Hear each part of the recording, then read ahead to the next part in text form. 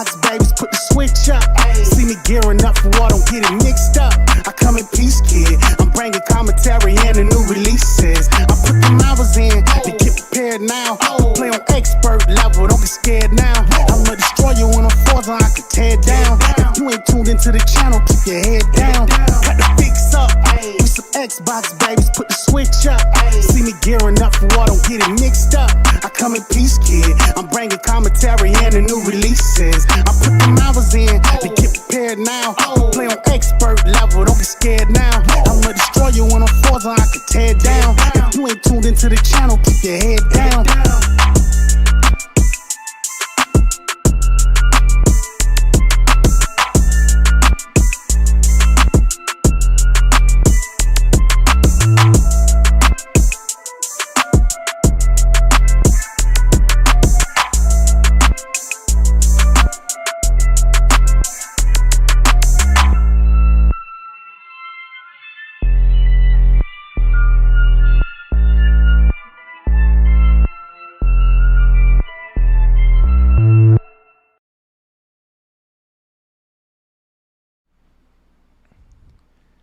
Family, thank you for joining us on The Fix with our first annual Grand Theft Auto 6 fundraiser. I want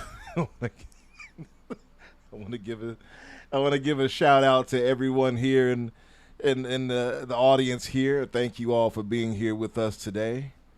You know, you could be anywhere else in the world right now, but you're here with us. We appreciate you. I want to make sure that our microphones are right. So before I go too far, okay, we're good. Yeah. So again, thank you guys for coming through. We are on the eve of a few things here. Obviously, we got some news about Grand Theft Auto. I got a few thoughts on that. One of them, I'm pretty sure you all feel the same with the $80 and $100 scheme that they pulled. It was what we feared, which was literally them going to $100 for a game, a single-player game, and they did just that because, you know, we know that the $100 version is actually the real game, right? The full game. But that aside, I have some other thoughts on that, and I definitely want to get, my co-host here, Crusader and Dots. By the way, Danny could not be with us tonight, folks. We found out kind of late. He's helping his sister out with some things. Shout out to Danny.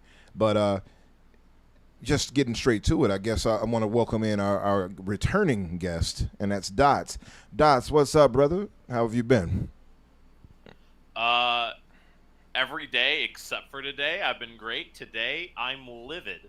Man. I can't wait to talk about it. Yes, sir. Yep. I'm going to let you do just that. I know you and Crusader got a lot to talk about when it concerns Destiny, so I definitely want to hear your rants on that for sure. I'm sure it's going to be righteous. But, with that being the case, what have you been up to, man? What have you been playing, watching, etc.? So, kind of obvious point. I know me and Crusader have been diving back into Destiny 2 final update.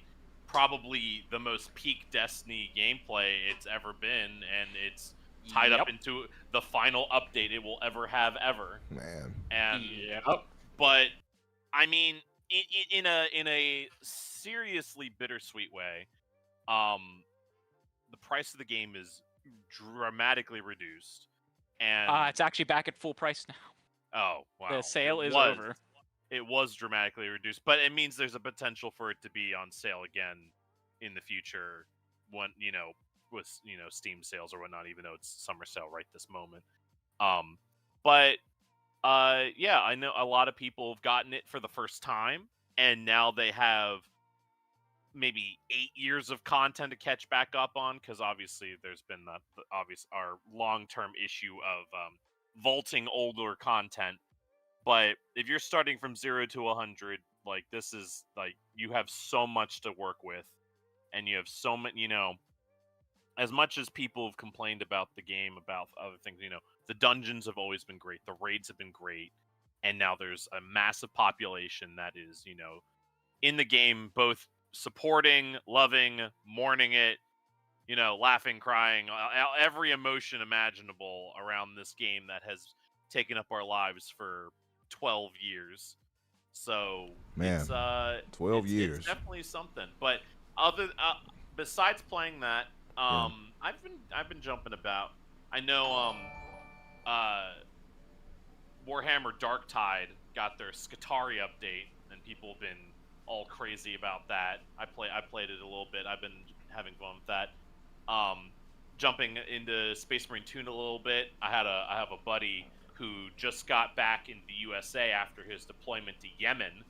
You know, right in the heat zone. So he's finally home, and so he's had a lot of games to catch up on. So I've been playing Space Marine 2 with him. I think I'll probably jump into Monster Hunter Wilds with him. Nice. A lot of good stuff there. I got into Space Marines 2 late myself, but me and Lucius and Morty, we jumped into that. Slaps. It's dope, man.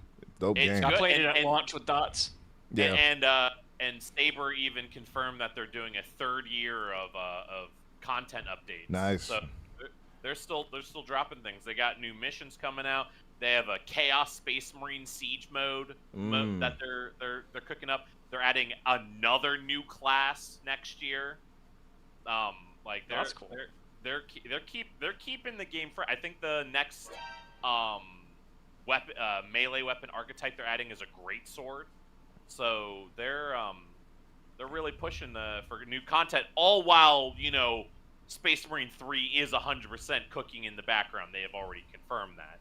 So that's cooking in the oven. But in the meantime, they're keeping Space Marine 2 relevant with new content. Most of it's free. Anything you pay past the base game is cosmetic stuff. So all the new classes, new missions, all that new content, the playable content is free.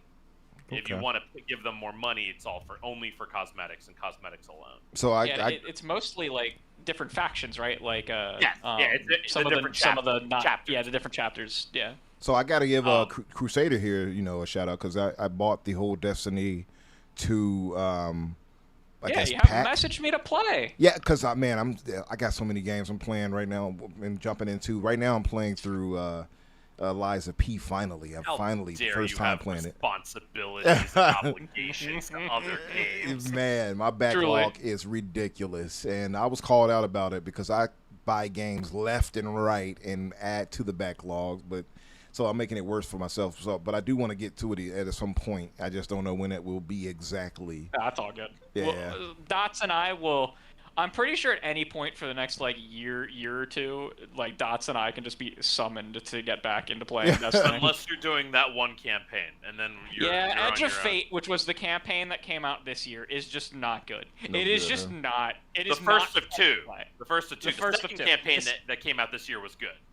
Yeah, the Star Wars. It's Star Wars, and a lot of people don't like how much Star Wars reference there is in it. But mechanically, gameplay wise, awesome. It's really good. And the weapons that are themed off Star Wars, functionally really fun to use. Nice. Okay.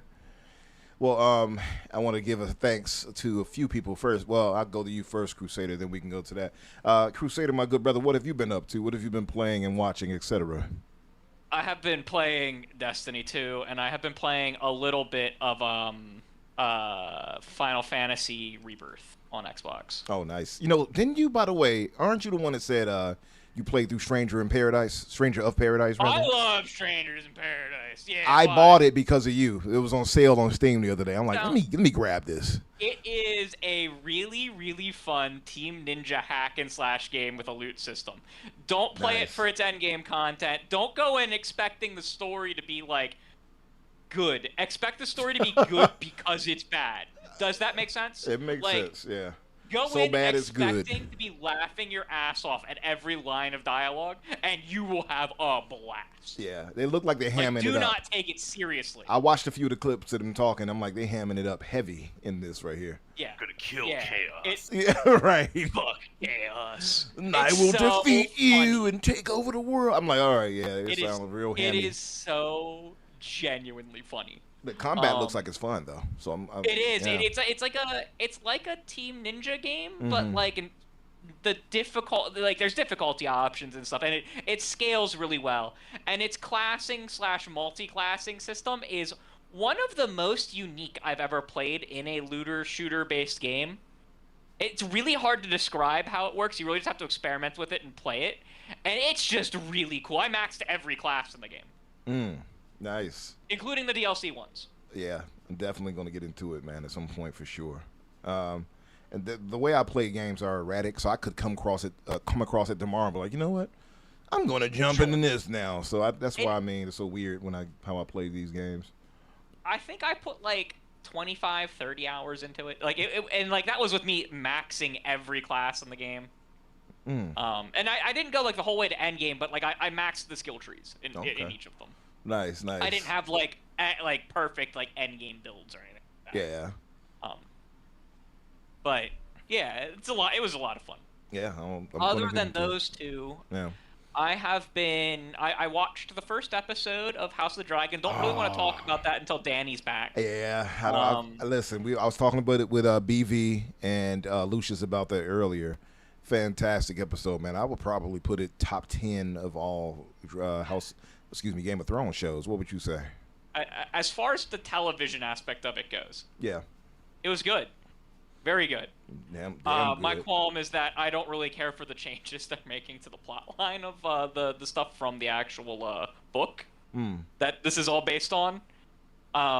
So I do have a little bit of a gripe there, but like it's really like it's not like how bad Game of Thrones got with changing stuff. Yeah. So not as dramatic. Yeah. It's not quite as dramatic as that. Yeah. Yeah. I mean, but yeah, I thoroughly enjoyed that. I actually just binge watched over the last 2 days the entire what is it, Night of the Seven? Seven Kingdoms. Yeah. Yeah, the one that's based on the Duncan Egg. Yeah. Whatever. I forget what the book is called. I don't want to say I don't want to give it away by saying much else, but I get what you're saying. That was actually pretty grounded compared to like everything else we've seen with Game of Thrones, but it was good. Yeah, it's I think that actually of the 3 shows, that one might be my favorite. Yeah. Yeah. I'm excited to see that where one it goes. was also fairly accurate. Oh, okay, not nice. completely, but fairly accurate to its source material in a way the other ones aren't. Yeah. Which was kind of crazy to me. Nice. And I'm also rewatching Game of Thrones itself, and I'm watching it, and I get very, very, very sad as to how that's the problem for me, man. That show ended. I was talking about that, and I said I don't think I can go back and watch those like that, knowing how it ends. I feel sour towards it. It's real bad, which is kind of why I'm really happy that the 2 Game of Thrones spin-offs right now are really prequels. Good. Yeah, and prequels and actually really good. At all. Yep. Because House of Dragons is what 400, 500 years before it, so something like that. Not quite that much. I thought it was like hundreds of years, but okay. It's a couple hundred, but I don't think it's quite 400. Oh, okay. I think it's like 300. And then the Night of the Seven Kingdoms is like 70 years before Game of Thrones. That makes some sense. Mykar, who's the one older prince in it, not to spoil things. Right. But Mykar is the father of Aemond, who is the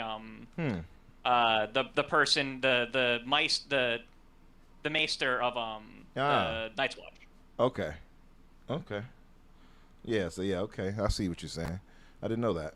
Well, that gives me a little understanding. I mean, he's going to live long enough to give to sire a son at least. But yeah. Okay. Cool. So. I understand. But yeah, man. For myself, playing a bunch of Lies of P, and no, I'm not talking about Phil Spencer, folks. I know people love using that on him. Fucking Mal, that's funny. they love using that on him, and I'm finally playing that game, man. I know I've been hearing nothing but praise for it. It is pretty dope. I will give it that. You know, it's aesthetically beautiful because it's using Unreal Engine. You know how that is. I believe it's Unreal Engine 4, but it's pretty decent. Very obviously a Dark Souls inspired game. Nice mechanics and things like that, and its own kind of lore. I enjoy it. I'm enjoying it. I've got to be near the end now. I'm about 40 plus hours in, but I'm enjoying that. I'm gonna wrap that up and move on. As far as watching, definitely like you watched Game of Thrones, House of Dragons. Also, I don't know if anyone else watches it, but does anyone else watch From, like the horror TV show, thriller? I've never heard of it. It is really good. They're in their, what is it, fourth season or third season? Third season, I think. No, wait. What is it? Fourth What season. is it on? It is on, what is that channel? I have other means of watching it. But it comes on, damn, I forgot. Hold on. Let me see. I actually forgot what channel main it comes on. Let me see if I can find this really quick. Hold on.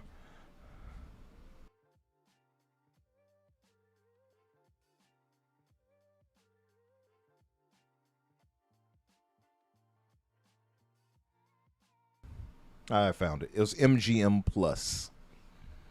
Okay. Yeah, streams on MGM Plus for those who may not have seen it. It's pretty good. Great cast. Decent, well, great to decent acting. And it's got an interesting premise. This is their penultimate season here. They're heading to this is the season finale coming up this Saturday, or I believe Sunday or Saturday. And then they have one season left after that. And that's cool. it. Yep. So really good though. I think you all would enjoy it. And now since it's 3 or 4 seasons in, you could binge watch straight through. It's like 10 episodes or 9 episodes or so a season. So it won't be a ton of engagement you have to do if you want to watch it. Really good. We should do an episode of this show during a slow week where we just talk about our favorite shows. We can. Me and Danny actually did do that before, back in the past when the gaming news was slow. We covered like that TV would be a shows lot and of stuff. fun. Oh yeah, we could do that. The only thing is like trying to navigate the spoiler spaces, right? Like some people were like salty about it when we were talking about certain shows. They're like, I didn't watch that yet. I'm like, okay. As someone who has attempted successfully and unsuccessfully to get dozens of people to watch The Wire and Mr. Robot, I can handle it for those two at least. Yeah. The Wire is one of the greatest shows ever made. I never finished. Truly. I never finished. Shout out to Biff, Buzz, should I say? Buzz in the chat. He put MGM. I didn't see that until now. Thank you. But yeah, I never fully watched Mr. Robot. I think I watched up to season 2 or so, maybe the end of season 2. The third season is some of the best television that has ever been televised. I gotta go back. I would have to restart the whole thing because I cannot remember much of it right now. Yeah, that's a show. That's a show that like you need to like remember what's happening. Yeah, from what I remember, I do remember that much. That you gotta kind of know. Yeah, because I know it's like some psychological thing into a point. Yeah, with old Christian Slater in there and all that. Yep. But I'd have to go back. But yeah, man, let me move us forward. First, I want to give a thanks and a shout out to everyone who showed up here tonight for the first annual GTA 6 fundraiser. This is a community event, folks. So if you hear my voice here, know that you are donating to a great cause. You are donating to make sure that the community can keep going forward with their enjoyment of gaming in GTA 6. Who was the community? Why, me, of course. So I want to give you all some context. I can easily afford to buy GTA 6. The $100 version, no problem, right? It's the principle. I have stated many times, and people may know this, and I got flack for this from everybody in the GCP Discord, by the way. Not everybody. Some understood. Shout out to Nerd, shout out to Soil Tech, who were on my side, and everybody else who was against me. You know who you are. But I made a declaration, much like our brother Kay Asante did, that I would never pay $80 or more for a video game. So naturally, Crusader and Dots, I'm in a bind because I really want to play this game. What is a man to do? What is play it? Well, I can't do that. That's what I'm gonna do, but I'm also not excited for it. Well, see, I'm excited, and I've been a big fan of GTA since at least part 3. Right? Didn't care for the top-down ones, but 3 on up, it had me on lock. Vice City being my favorite, and this is a return to Vice City. I mean, I can't miss this. Surely no one would expect me to miss this game, right, Dots? He gets it. I am not the person to ask this He's question. also he doesn't have a console that can play it. Listen, At the, not even just the console aspect, but unlike Crusader, I have actually just never played a GTA game in my life. understandable. So I just I have. this is what I would ask for you then. I just want you to co-sign me here. That's it. That's all you got to do. So Dots, had to think outside the box. If I cannot pay that, and I have to stand by what I say, and I prefer to stand by my word, well, the community can easily help me achieve this goal. And that's what I do. That's what I'm doing tonight. And this would avoid me, breaking my word. Now, I had some on the contrary side telling me that this is technically a cheat, that because I'm getting the funding from the fans and I would still use it, so it's You're technically still paying mine. the money is still being handed off to them by you. Right. What you need to do is have someone gift you the game. See, you get it. You can't gift a digital game You on get it, Crusader. on PlayStation. You get it 100%. So you know what I said? I said, well, I got a workaround for that. You hit it. You got ahead. You were ahead of the plot. My thought was, I pick up on what you're saying very clearly. In October, you take that money, you buy Ace Combat 8, Wings of Thieves, and play a good game. Play an actual fun game with a good company that cares about their player base and the funds of the people who play their game. We're making a connection here. Listen. I think we understand each other. Listen, I got my good brother. I got some things to address in the chat because I see one of our resident hidden ponies, Hoof Brothers, Slow-Mo Backslap, jumped in here, and he did call me out on this, and I have no real recourse except to call him the back. Like, no, you are. He says Umbra is a pony. He only owns a PS5. He's not wrong. I got rid of my Xbox some time back, so I'm trapped. Yeah, so you'd have to have someone buy you one of those not physical copies. I'm trapped here, but no, you are, Slow-Mo. I'm glad you're here though, Slow-Mo, my good brother. I want you to donate to the cause. Please feel free. And if you don't want to donate here, fellas and family, you all can go to my Twitter and Cash App anything there if you feel more comfortable. That'll actually go directly to me, which makes it much easier. My favorite color is black and red. Thank you, Slow-Mo. He said my favorite color is blue. And Nerds, by the way, says he's the escrow, which is correct because I use Nerds. I don't know how I just threw him out there, but I was like, I would give the money to Nerds, and Nerds would buy the game. But you got ahead of the plot, Crusader. That's exactly what I said. See, you're clever like me. So my thought was, well, if I take the money and didn't do it, they can try to say, well, you had the money and you did that. But if I take the money from the community and give it to a third party and have them gift the game to me, well, then I would not have broken my word. And that's exactly what I intend to do. I actually was going to say this on the show. I will 100% not be buying GTA 6. I guess we'll just talk about GTA 6 since we've already We will get to it really soon. We will. Oh, look. He says, Slow-Mo says, I tried to donate 50 cents, and YouTube said I can't help you. I was expecting at least $1 or so. You could get Stranger of Paradise, which has 50 cents in it, and you could play a better game by a better company who cares about their people, doesn't overcharge their game. I'm so glad we're making these connections. Listen. Did you just say Strangers in Paradise is a better game than GTA? I don't think it'll be Stranger. I want nothing to do with that. I don't think it'll be better. I'm sorry, not Stranger in Paradise. Strangers in Heaven. Strangers in Heaven. Okay. That's what I meant to say. Yeah. Well, I was gonna. See, I'm buying that though. That's no problem. That's already a foregone conclusion. But listen, so I want to give a thanks really quick. Pac being in there is definitely more of a plus of why.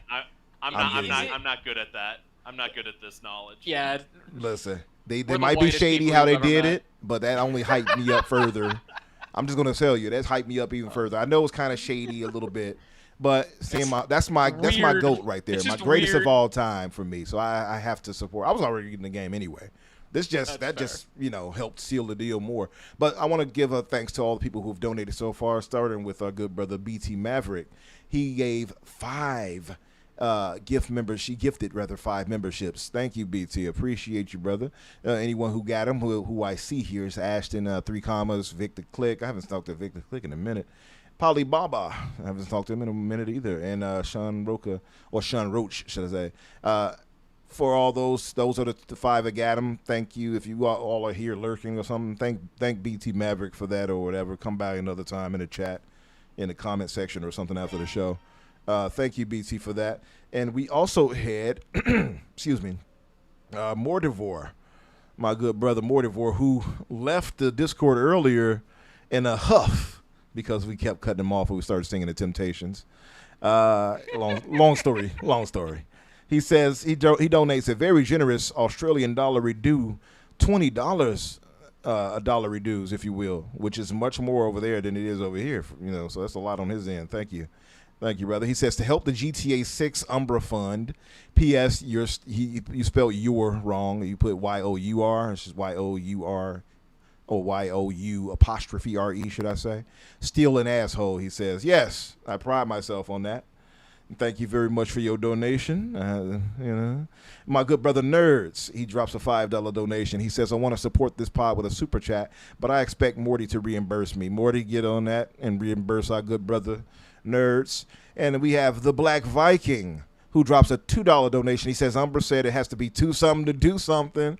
This brother knows me very well. If you all have seen a thumbnail, it's a reference to that. Shout out to BT for making that. BV, should I say, for making it. I made some edits on it to get it more accurate as far as how I look with the current beard and everything, but it's close enough. I'm probably a little bit more fit on the thumbnail, though, than I am right now. I probably got to lose a bit of this belly, but yeah, I'm in Miami right there chilling with the heavy sister next to me. I'm all right. Anyway, shout out to BV for that. By the way, BV said that if we do reach our goal tonight of getting the $100 coverage for the Ultimate Edition, which is basically the standard version of GTA 6, he will blow his horn. If you all are not aware, when BV ran his own podcast, he would blow the Viking horn on the showcase, or show, should I say, when, for certain events. And so he's going to do that if we reach the goal. And I believe, well, just if we reach the goal, I believe, because I know he said something like for every $5 given, but I think I'll just make it easier and just say if we reach the goal, he'll come on even for like 10 minutes or so the next week to blow the horn. That's what he told me to pass on. We had something else here. My good brother Soil Tech drops a $10 donation. He says, please support my good friend Umbra to get to the other side of this stupid expensive game. I mean, GTA 6. Make this world a better place by super chatting and getting this man across the finish line. My brother. See, he said, make it a better place for you and for me and getting Umbra GTA 6. Okay. And so Slow-Mo is readying his bank account. I see him. He said I acknowledged him. Yes, I did. He's getting his bank account ready to donate. I appreciate you. I know you like that, so Slow-Mo. You can lie to yourself if you want. Anyway, look, we got to get moving because I don't plan to be here all night, and I know you fellas got to get what you got to get off your chest. So how about we start with the news roundup, and I'll actually let you guys take it away with that part first, and then we can move to other stuff. I'm just going to kind of do a little bit of a speed run through stuff because I don't have a lot of comments to say on a lot of these things. How much of Unreal Engine 6 did you guys cover last? We covered a decent amount of it last week, yeah. We didn't... Okay, so there was an update for it. We found out that they're not going to be supporting blueprints in Unreal Engine 6, which is crazy. They're completely removing they're deprecating and they're going to be fully removing the functionality over time and basically replacing it only with the AI prompting, which is wild. And it's not being received well by the development community because blueprints, though usually they don't end up things made with blueprints don't end up shipping in games. Blueprints made for very, very quick and efficient prototyping for non-developers because it's very visual. And that's something that AI prompting, if you don't have like a general understanding of code, that's not something that's going to be solved with AI prompting. So that's I fully expect them to reverse course on that, and I fully expect that the reason that they were getting rid of the blueprints is because it's something that an AI really can't do. You think that might be it? Yeah, because it's something that would have to be trained explicitly on real stuff that explicitly uses the like the sample size of things like to train that kind of model would be like super small. So I fully think that they are trying to replace it with the AI model. Talking about AI, we also have Mr. Tim Sweeney of Unreal calling Valve all kinds of names because they are Valve is still requiring the AI disclosure on stuff, and he like compared it to having a scarlet or not scarlet letter to he compared it to something dumb. I don't quite remember what. That Valve is using its market power to hurt developers who are using AI, and I'm just kind of like, man, if this is somehow hurting developers, then maybe people really just don't actually fucking like the AI use in video games. If it actually hurts them when it's disclosed, Yeah. You know, maybe that actually says something about what people want and don't want in games more than someone using their market power to do something. Mr. Tim Sweeney, who hasn't made a store worth using. Well, he did. He did help make an engine worth playing. I'll give him that. Sure, but he like. It's Valve could do absolutely nothing to convince people to use their store, and people would still use it over everyone else's store because it actually has features that people fucking want. And listen, speaking of Valve, it's crazy. Man, well, he may have some. I don't know, but the thing about Valve, like we were talking about this the other day too. Like, have you all noticed the brand loyalty that people have for Valve? Where they dropped this price for this underpowered machine, and people still gave it like favorable reviews, and they didn't doomsay it. Contrast that to Xbox Series S.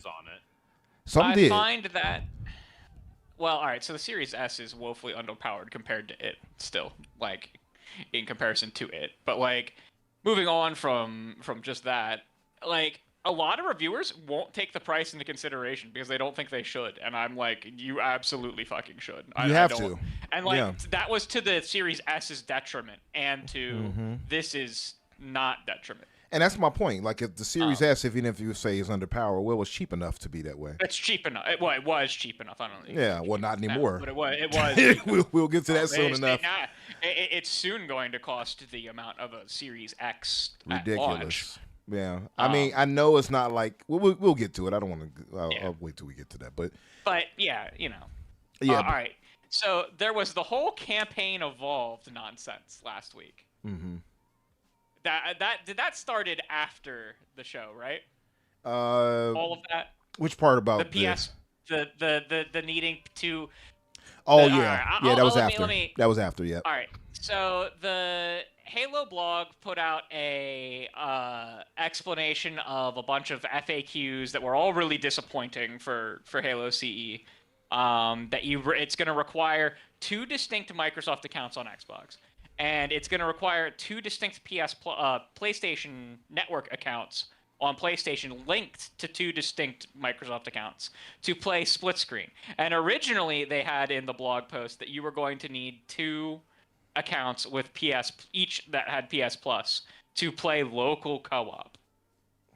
And people for some reason thought that was a PlayStation's fault and not Xbox's fault. I saw it being twisted on each side. That's the funniest part, because Xbox guys were blaming Sony guys were blaming Xbox. Listen, there's no one in the world who wants to blame Sony for every problem that exists than me right now. And I look at it and it's like there's no way.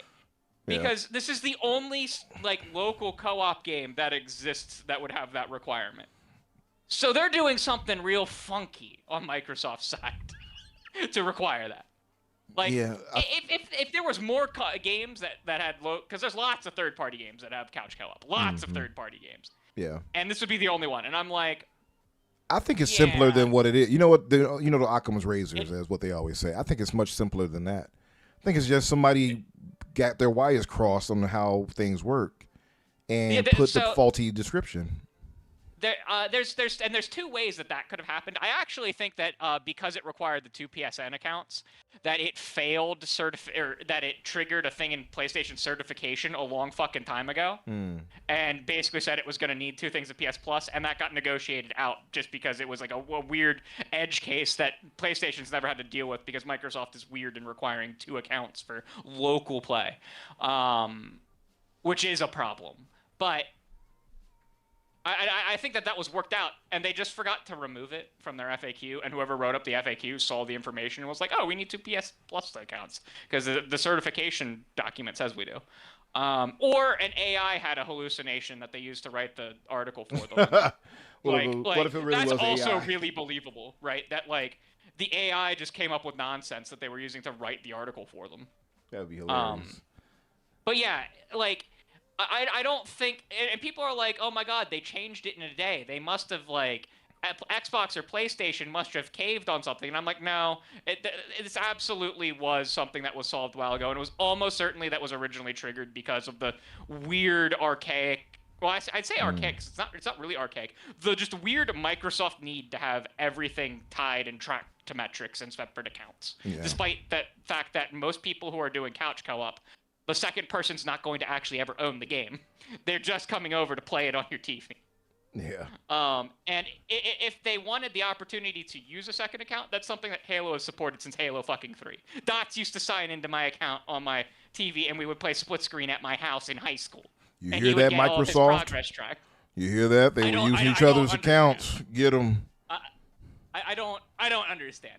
Yeah. Like, both platforms use these guest systems. Just why can't we use a guest account? Why do we have to have 2 accounts? I don't get it. I think I guess the metrics they want something more concrete now. They're like, nah, they're relying heavy on it now. It's just Halo Studios because Gears of War didn't have this. The Gears of War remastered that has split screen co-op didn't have this requirement on PlayStation like 8 or 9 months ago. It doesn't make any sense. This whole situation reeks of Halo Studios doing frustrating things for no reason. Yeah, it's probably just some bad. I don't know. To me, it don't seem like it was anything like them trying to be nefarious. I think it was just like some incompetence, honestly. It is exactly. Yeah.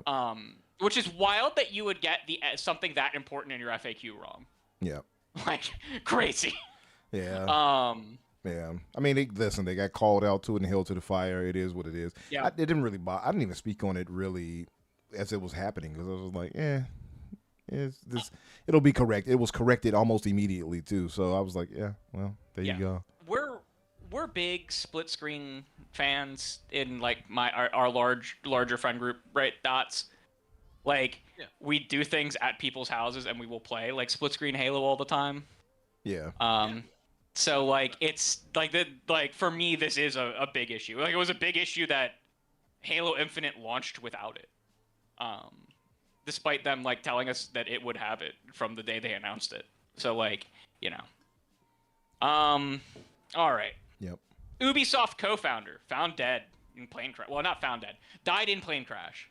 Pretty crazy, right? Yeah, it was just sad news. Really sad, man.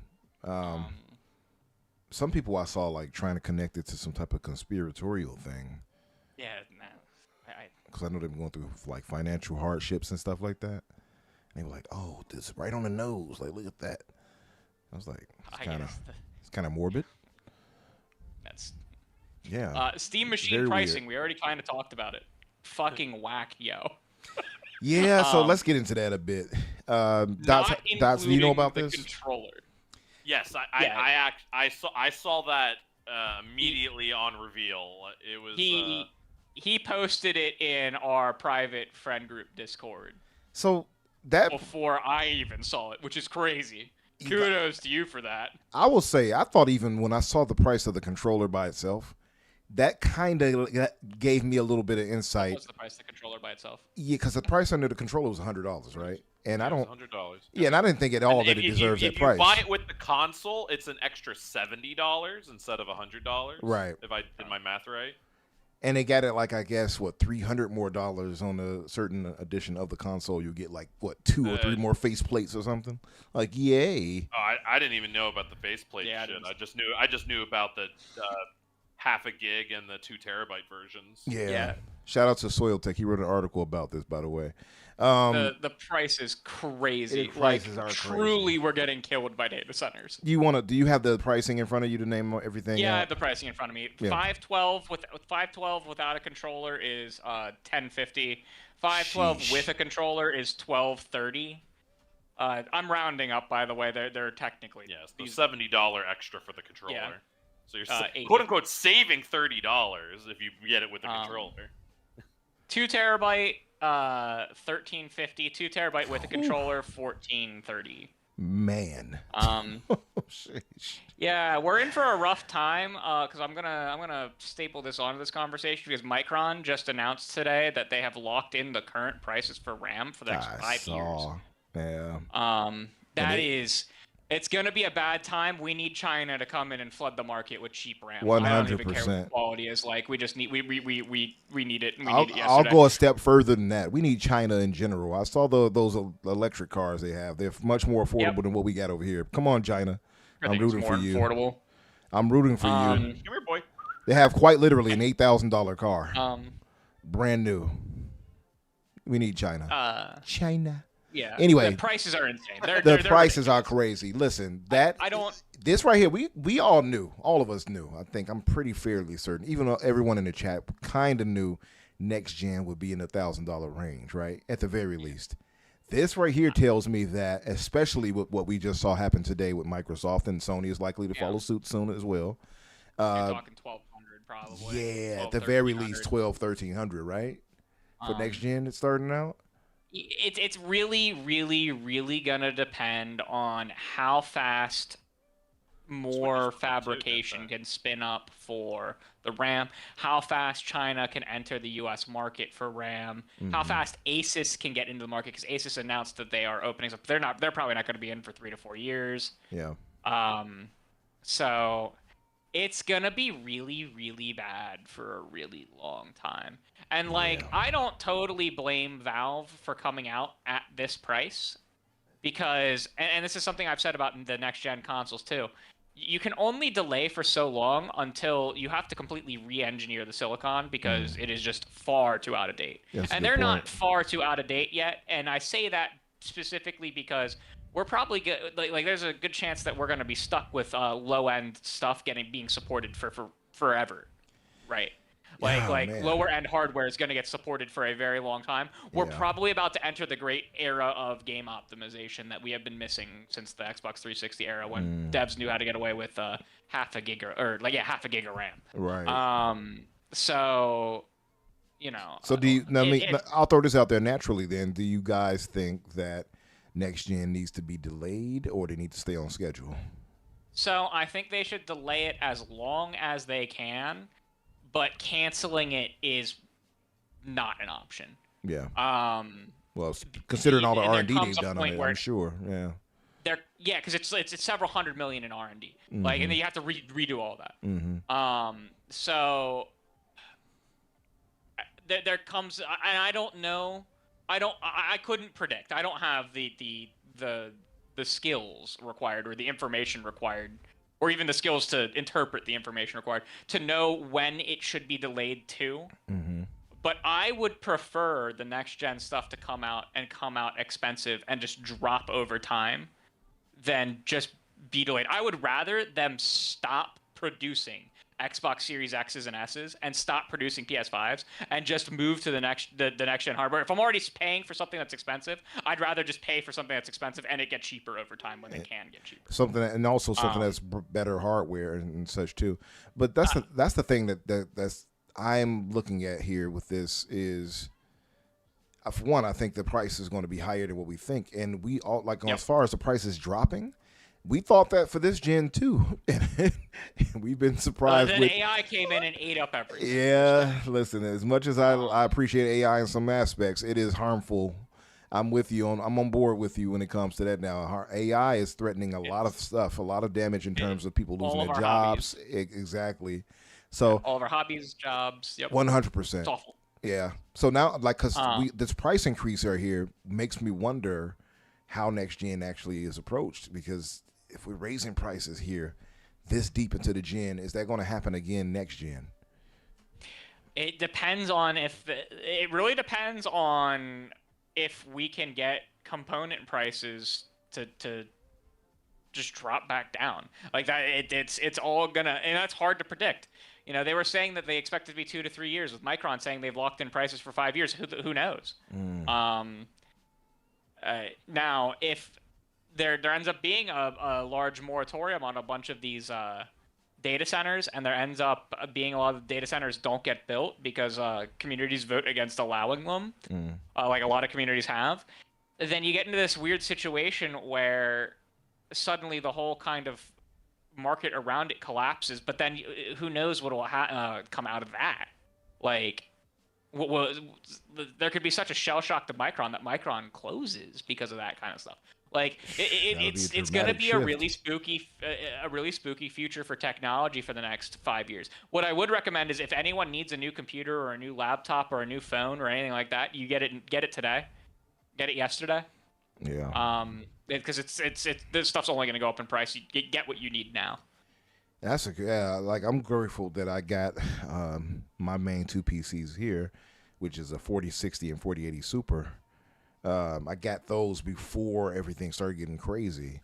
And I know a few other people that did as well. So I'm with you on that. You guys better jump on it as soon as you can, if you can do it. But so some comments you made that I was going to add to. But with Micron, it would be a pretty crazy shift for them to go from record profits as they are now with 41.3 billion they brought in the last quarter, and a $2,000 spike. Yeah, it was like a 300%. Yeah, and I think 328%. I think was the number 358%. It was 300 something. Yeah, something like that. I did see that, and I think shout out to Everborn. He mentioned it was the shares went up by 2,000 or something like that. Crazy. Yeah. So, it would be crazy for them to go from that to being like put out of business.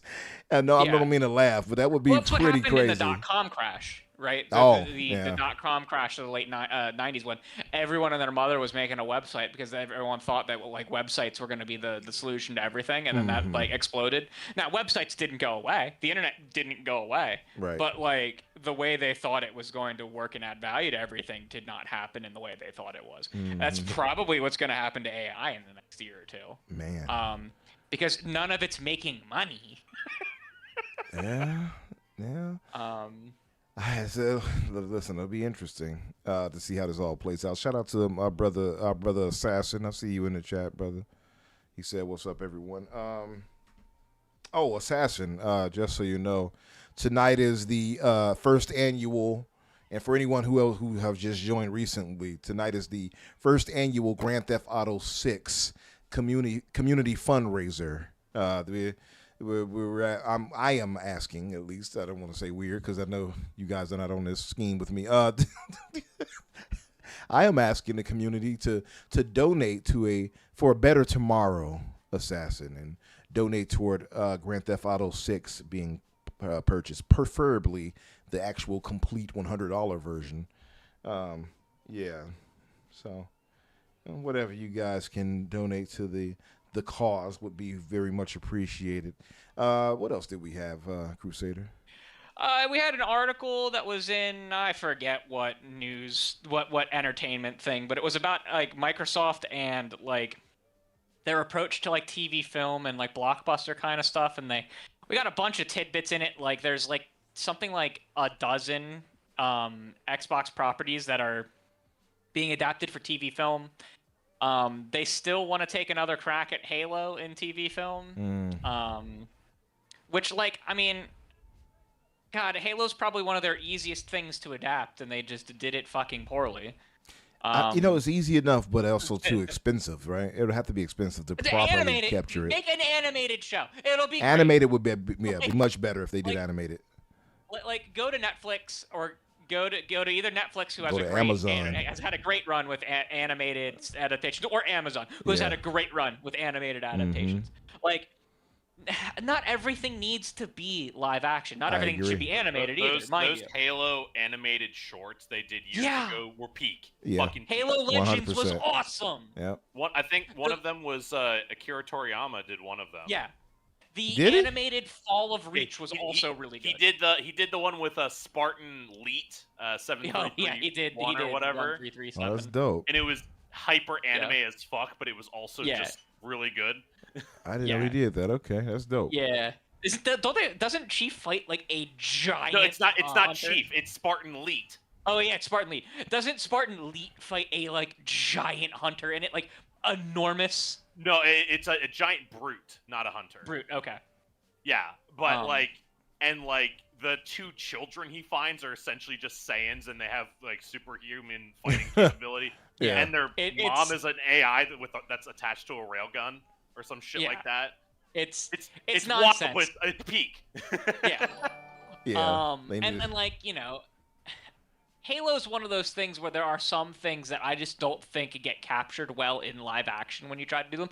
A lot of sci-fi is like that.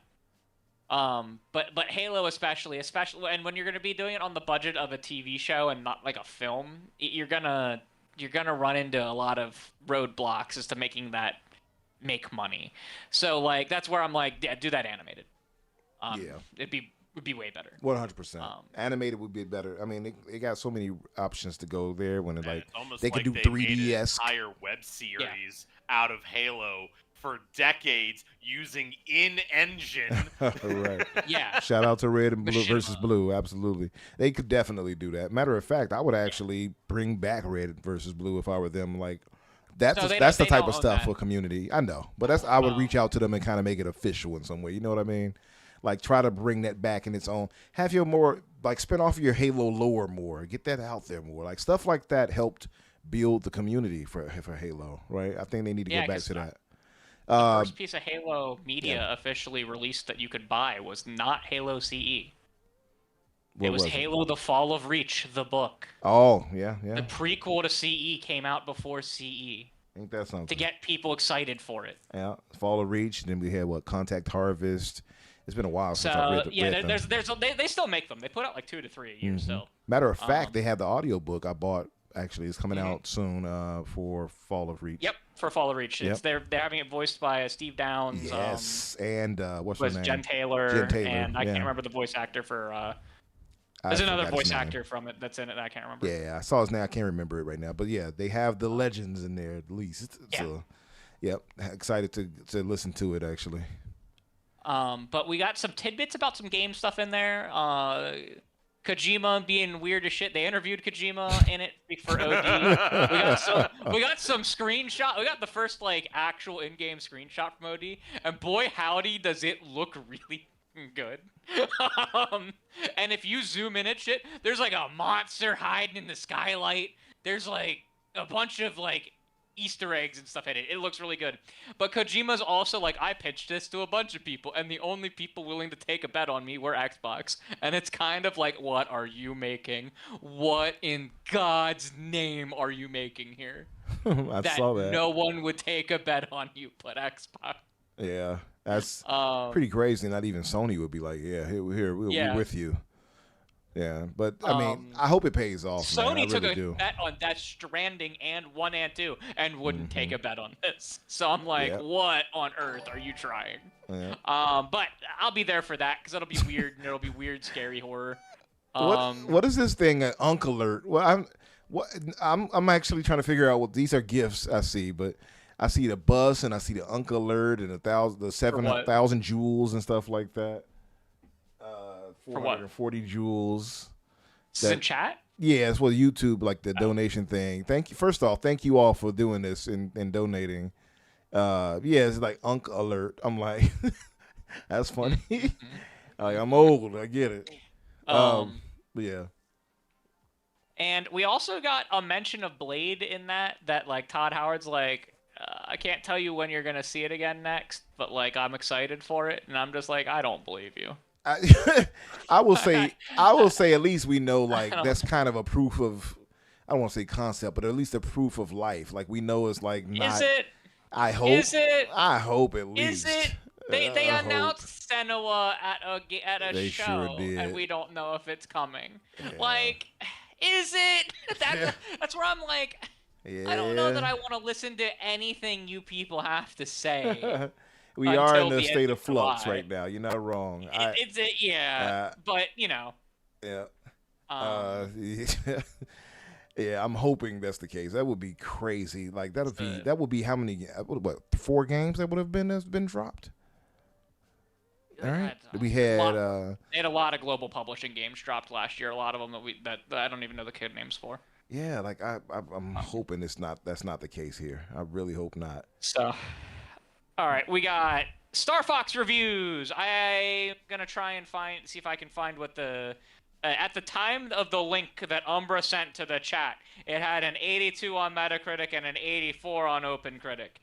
I have no idea I believe it's now dropped to an 81. Yeah, I'm thinking it dropped to. Let me make sure. 83 on Open, though. Like, I don't know why they'd be so different because it is only one platform, so I don't know. Well, I know Metacritic does weight different. Different reviewers, they review them. They weight them differently. Yep. So 83 on, like you said, on Open, 81 on Meta for Star Fox. I'm actually going to get this. I'm going to pick it up. I'm probably going to get it too because like it's kind of cool and unique, and I never played any of the old Star Fox games, and this is a remake of the first one, right? Are you Nice. Sure you want to say unique? Because from my understanding, the first game has been remade like 6 times. No. So like the genre is unique. Like there's not a lot of rail shooters. You mean made. Like partially rail? Yeah. I'm not. This game has been remade a trillion times. Yeah. But like the gameplay loop itself is fairly unique in gaming, and I didn't really ever have a Nintendo device that I actively wanted to play something like that on in the past. So, you know. Yeah, makes sense. Do we know what it's gonna cost? Do we know what it costs? I don't know actually. That's a good question. It's out now, isn't it? Is it out officially right now? Yeah, I've seen people put up the whole cutscene things on YouTube already. Your favorite? Okay, not bad. So they have 2 prices for it. It's $50 for the digital and $60 for the physical. So yeah, $50 is perfect. That's right up my alley. Yeah. I will probably grab that later this summer. I have not. Listen, I haven't played the Switch 2, anything on Switch 2 since roughly Donkey Kong Bonanza, which I had loved, by the way. I'm still expecting that might get a Game of the Year nod. So this will be the first real game that I'll actually jump. I had Pokemon. I kind of looked at it and I was like, But so I definitely will jump on this right here because big fan of the series. I haven't played them in a long time. I think you'll enjoy it. Do a barrel roll. Yeah. And like, it used to be so funny because back in the day on the Super Nintendo, they used to be like, blah, blah, blah, blah, blah, blah, blah, blah, blah. Like, it didn't really say words. It was like, blah, blah, blah, blah, blah. I have heard some people complain about the voice acting being kind of like third rate. Yeah. But it's fine. I'm Fox McCloud. I love the dialogue in Kingdom Hearts, and it's bad in Kingdom Hearts. So like, how bad can it actually be here? I think it's the delivery, not the dialogue gotcha. Yeah. I misunderstood by what you meant by third grade. It's voice direction, not voice Understood. script. Yeah. Okay. Yeah, because from what I've seen, the script is 1-to-1 with the original. Mm-hmm. It's just the delivery is it's not great. Understood. At times. Yeah. So I want to give a quick, before we go too far, because I see a lot of these donations. Thank you all again for the donations for this very needed, much needed fundraiser. I can't believe y'all are supporting this. Listen, this community is a great community. I expect this, and I respect it. I respect you all. Thank you all very much. Slow mo backslap. Shill people to give you money so you can buy silver Destiny for more cosmetics. Truly. Listen, if I had known it was this easy. Listen, I am a believer in giving, and I have given a lot to the community, and I'm also a believer in receiving. Pause. Give as good as you take. That's the way I look at it. But Slow Mo Backslap, our brother Slow Mo, I know he had to go to this podcast with him and Forte. He drops a $2 donation. He says, use Microsoft Rewards to get GTA 6. You're welcome. Bye. And thank you very much. Mr. Too Opinionated, my brother Inferno, he drops a $2 donation. He says, oi, mate. Sounds like shrimps on an Xbox. That's my my Australian accent, if you all didn't know. Oi. Hey, Gray Monad. How you liking my accent right now, buddy? It's really good, isn't it? Okay. I'll stop. And for everyone, oi, I'm Australian, mate. For those who have donated otherwise, I don't even know how to look at these. Let me look and see if I can. Okay. So I just want to thank you all who have sent, like, I know Dub, I saw you, I see you, Assassin. Who else was that dropped I don't know who else it was. Let me see if I can find this. How do I need to learn the YouTubes. Okay. I don't know how to look at the jewel thing that you all were sending. I don't know how to look at that. Only one I can see so far right now is Assassin, but I know a few other people did send something. I'm so sorry, y'all. But listen, I want to. YouTube works. I can't help you. I'm sorry. Yeah, I'll have to try to get that together. Apologies. But thank you all who did donate so far, and for those who bought the jewels. I do not know where to look for this stuff, y'all. Sorry. I know on Twitch, but I don't know on YouTube. Yeah. I see. Okay, so Dub, Assassin, Morty, Mr. Too Opinionated. Maybe that was it. I don't know. It does not show it anymore for me. It just shows the general donations. But anyway, thank you all again for your donations. I encourage everyone here still with hearing my voice and to just much like my brother Assassin just did here, who drops a $2 donation. He says, here's some money for Crusader to throw a tomato at Herman. There you go. Oh, God, yes. There you go. Fund my flight to Seattle. Yeah. So, I know we had like a few other smaller things that happened. Yeah, Danny wasn't following me on Twitter. That's newsworthy. Oh yeah, yeah. Danny is so disconnected. Yeah, he is so disconnected on Twitter. It's kind of hilarious. I was eating lunch and I saw the notification pop up on my phone, and I just kind of looked at it and went, "Yeah, okay, that just checks." So I'll bring up two things and then we can move to you guys thing. Sure. By the way, well, three things, I guess. By the way, Cyberpunk Edge Runners 2. I'm not sure how many have watched the first one, which was. I did not. Oh man. The first one. Oh. I was talking about the okay. The new announcement. Yeah. I didn't see what they said. I just saw that something. I've only saw an image for it. I don't know if they have any Okay. actual video, but this is dropping apparently June 29th. I had no idea they even finished it. That's pleasantly surprising. Yeah, I'm like, wait, are they talking about next year? No, apparently this year. Netflix? It's going to be on Netflix, yep. 10 episodes. The first one was more or less a masterpiece in my eyes. It was really great. I wouldn't say a masterpiece, but it was damn great. Up there with the, what was the name of the game? Well, not game. The one with... Castlevania? Well, Castlevania was excellent too. The Arcane was really great. So that was up there with Arcane to me in terms of quality. But yeah, that aside, we do have to speak on the price increase Xbox just announced. That's the dumbest shit in the planet. But, like, I get it. But, like, at the same time, I'm not going to defend them for it. Because they caused the problem. So, I do want to get you guys' thoughts on this. And I'll read it out. So, Xbox is increasing the price of the Series X and S consoles starting this August. So, if you all might want to get a jump on it, whoever may not have it, and let your friends and family know.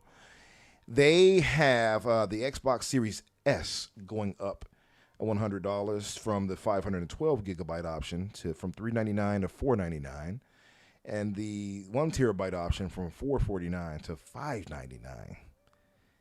Thereby really eliminating the cost effectiveness of the Series S and being this entryway into next gen all in one fell swoop. I see no need to go for the S if you're trying to get into next gen now. I would just go for the higher end product. You have the Xbox Series X 1 terabyte option going from $649 to $800.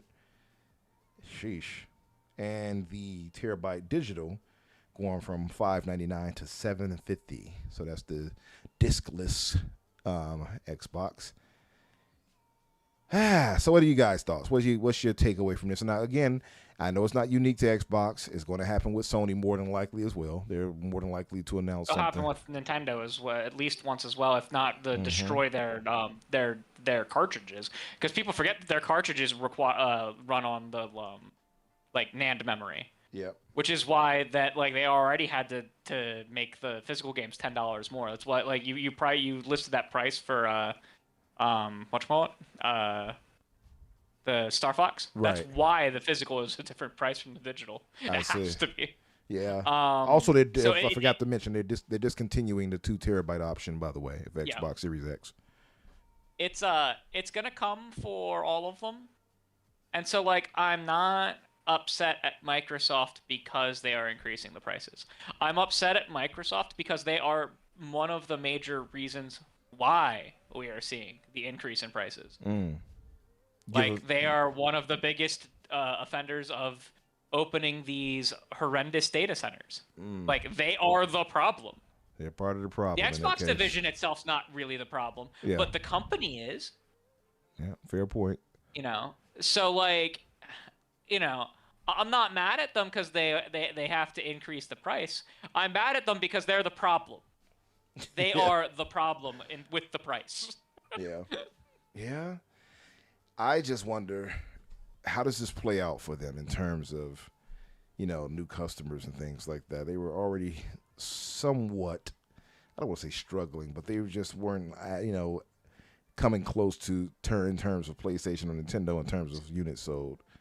This can't help that. It's certainly a choice to do it the day, or to announce it the day that pre-orders open for GTA 6. Yeah. Certainly a choice of all time in the rake fields with Sideshow Bob. Yeah, and speaking of that, somebody did point out. Somebody actually said it beforehand. They said, and of course, you know, now we're hearing also the alleged layoffs that may be happening at some point soon. So they said that, would you wonder with Herman Hulst and Sony with the bad news they have here for Bungie, if they're kind of getting ahead by announcing this now because they know Microsoft is likely going to step on a rake and take all the attention away in the upcoming days and such. They announced it today because they're announcing it in time so that they can talk about it in their investors call next month. Yeah. And they want it to be all settled before then. But yeah, pricing wise here, this is kind of crazy. It really tells you right now, of course, that Microsoft are about their word when they say they're not subsidizing anymore. They're not doing that anymore, it seems. At these prices, they actually still may be subsidizing. Maybe by 100 that's how bad. That's how bad the RAM prices are. I don't have a good eye for it in the actual buying of the what it would cost for them to buy the components, but I do have a good eye for it in how much it costs us to deploy server hosts for clients that I work for, and the prices have gone up like 7 or 8-fold for us to buy things to put in equipment. So like, you know, they may still be eating some of the cost at this price, which is wild to think about. Yeah. Dots, what's your takeaway from this with the price increases and such? I know you're more of a PC guy yourself, so I started on console. And so I'm not apathetic to this issue. It is definitely a, you know, people are gonna stay on PCs. They're not, people who don't already have a console are not going to buy a console at this rate. Like it's just that simple. People would rather upgrade their PCs, or I mean, hell, like you were saying, there are still people who are supporting of the Steam machine, and I see people still buying that potentially over increased console sale other console sales. I mean, Steam Machine's kind of a console, it's kind of a pre-built PC. I don't freaking care. Yeah, like if you don't already have a PlayStation 5 or an Xbox Series X or whatever equivalent, you're not gonna buy a console in this current economy.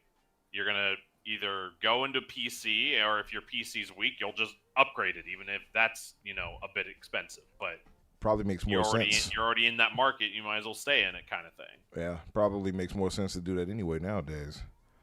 Yeah, yeah, man, it's tough. Microsoft, as you could imagine, are being lambasted, as they would say, lambasted over this. I mean, listen, I've seen a ton of reactions on this. I saw, shout out to Cork. He was like, oh, people don't have any understanding of this, and it's not Microsoft's fault. It's some of their fault. It's absolutely Microsoft's fault.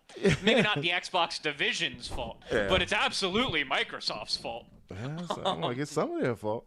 And back in OpenAI in the way they used to. And... For sure. I mean, like I said, the thing is, I do know this is a tech wide issue, right? It's going to be an increase on a lot of things coming up. Sony, I'm expecting Sony to drop the other shoe as well, and soon maybe announce it. But yeah, man, it's tough to see, because my first thought literally went to the Series S, and that used to be their kind of go to, like, oh, affordable entry into next gen. Not anymore. It's still the most affordable one. It still is. Technically, it still is. Well, maybe the Switch 2 is, but like it still is. Yeah. And that's it at $500. It's ridiculous to say that it still is, but it still is. It's that's how bad things are that it still is. Craziness. Yeah. Assassin said he's not looking forward to it. At this point, I'm kind of nervous, because there's been much consternation about this. There's been much conversation. I'm sure you all in the chat have seen it too, where people are kind of like, "Are we headed toward a gaming crash?" Oh, we're 100% we're headed towards a technology market crash. Yeah, like gaming included. Yeah, it does seem like it, man. It really does. It seems like I posted this earlier. I said something's got to give. Something's got to give. It's either going to be an adjustment, or it's going to be some type of more dramatic situation. But it seems like something is heading our way. If things keep going the team sizes can't remain the size they are. The development length cannot remain the length that it is. Yeah. It just it cannot continue like this. Mm-hmm. It's one thing that like I don't think she's going about the right way to fix it. But one thing she's not wrong on is that like the gaming industry and Xbox is not in a sustainable place right now. The whole industry is not in a sustainable place right now. Like the fact that there's a million people logging in and playing Destiny a day, and they just like shut the doors on that entire team is it's unsustainable to the industry as a whole. Like the fact that that's not sustainable, like that type of engagement is crazy. Yeah. I don't have too much else to throw at it except for that I feel for those who don't have one. Even I just wonder how this all is going to play out for them. Assassin says, saw some people saying the price increases were a result of PlayStation and Xbox doubling down on exclusives. Like what? Yeah, that's not why. No. And that's not it at all. By the way, Sodness says, he says, good, I hate technology. Smash it all. But Sodness, you're a video game enjoyer. Destroy every printer that exists. Office Space style. Truly. Yeah. Yeah, Dub, I hear you. Dub says, I've never been happier to be an early adapter of console adapter. For sure, man. Who would have thought that this gen would go the way it's going? Seems ridiculous now, looking back at everything. He is a Swedish progressive. Was that what he put? Oh, he said Sweden progresses. That's Aaron that said that. What's up, Aaron? I'm like, wait a minute. I didn't know Sotness was Swedish. And now I'm tired. Aaron, you're here just in time, my Swedish brother, for the donation and the fundraiser we got going on here. You please let your heart sing out and let the cash flow. My good brother Biff Rinaldi. Biff, Biff drops a $5 donation. He says, I finally got Breath of the Wild. Tried it a few years ago and didn't grab me. Loving it this time. Going to have to pick up Tears of the Kingdom now. Switch 2 version is fire. You know what, brother? I need to play that too. It is amazing how we can come back to these games later and it just... Sometimes it's time, man. Sometimes it is time. With me in The Witcher 3.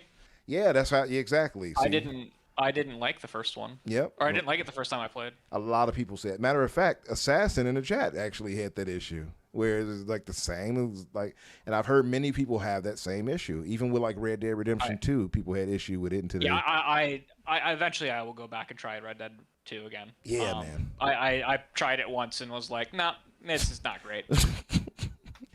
It's just like some of the gamified moments I think that kind of rub people the wrong way. It's the fact that it's not gamified. Is what not gamified enough in certain elements. Yeah.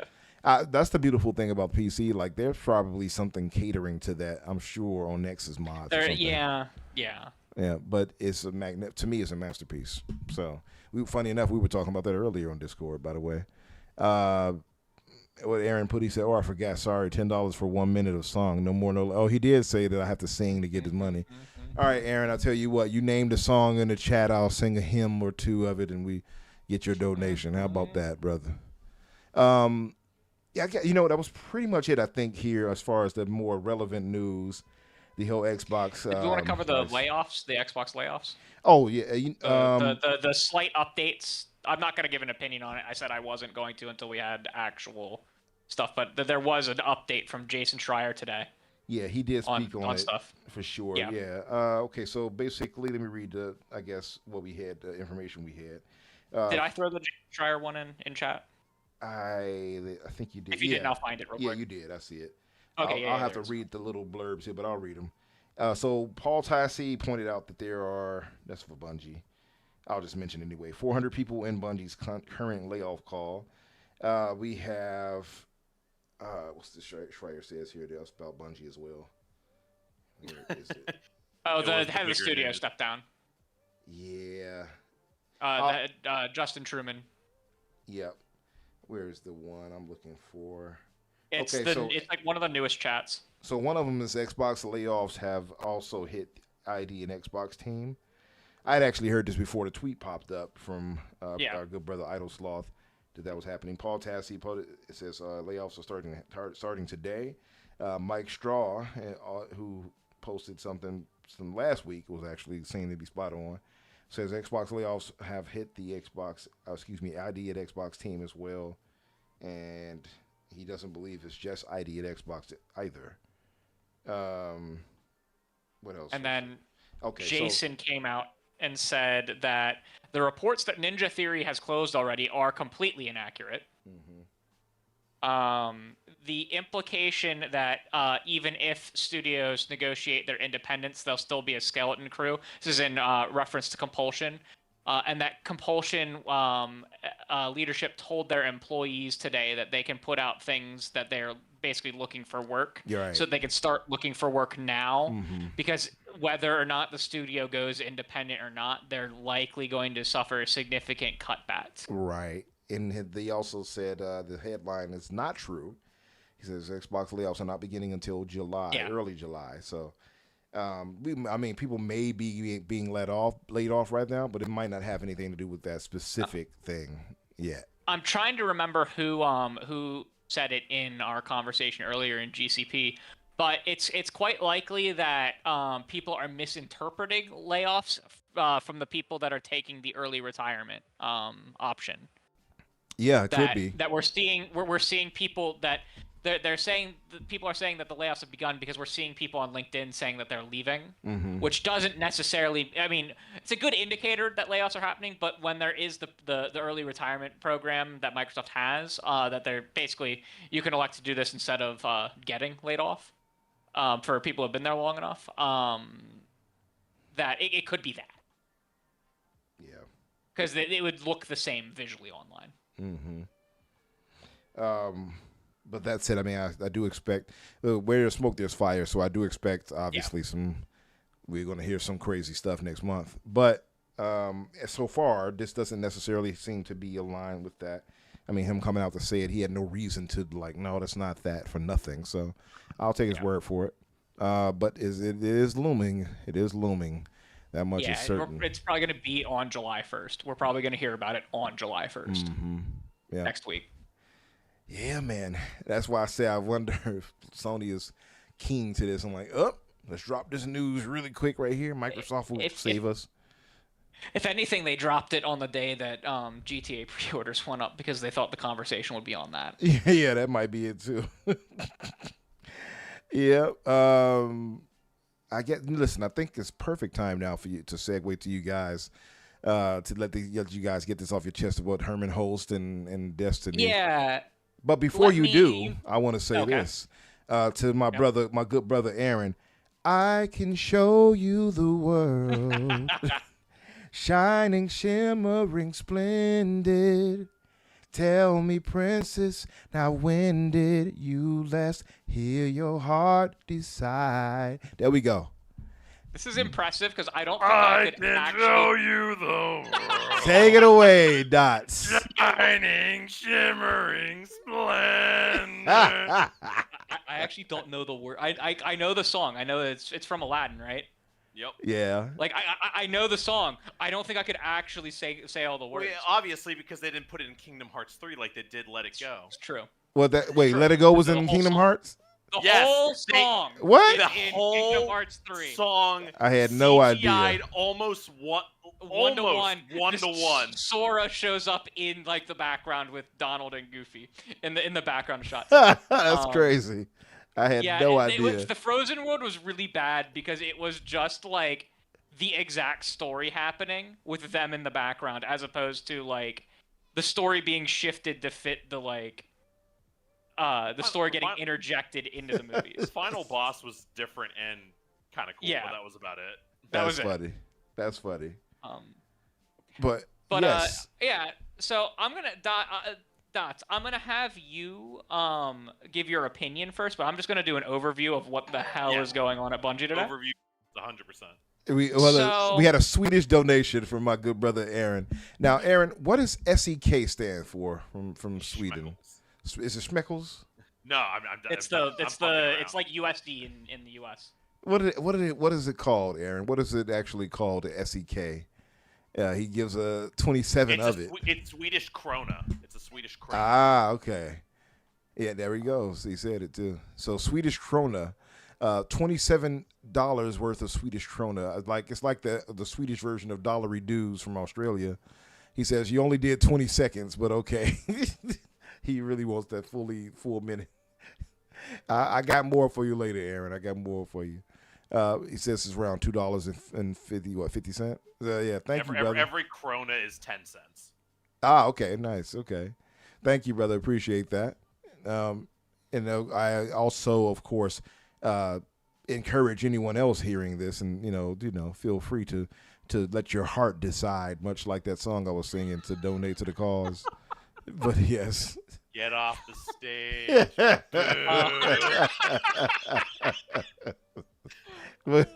What's up, Splin? I see you, Splendiferous. But I'll let you go ahead and cook, Dots. What's your thoughts on this situation?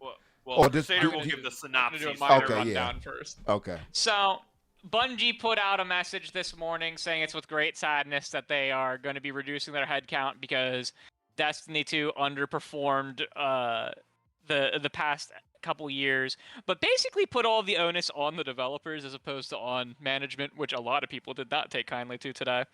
And they're talking about how they know it's going to impact people, but they want to share more about the future, but today is not the day. And despite the fact that we know that nothing is greenlit inside the studio, so there's nothing to share.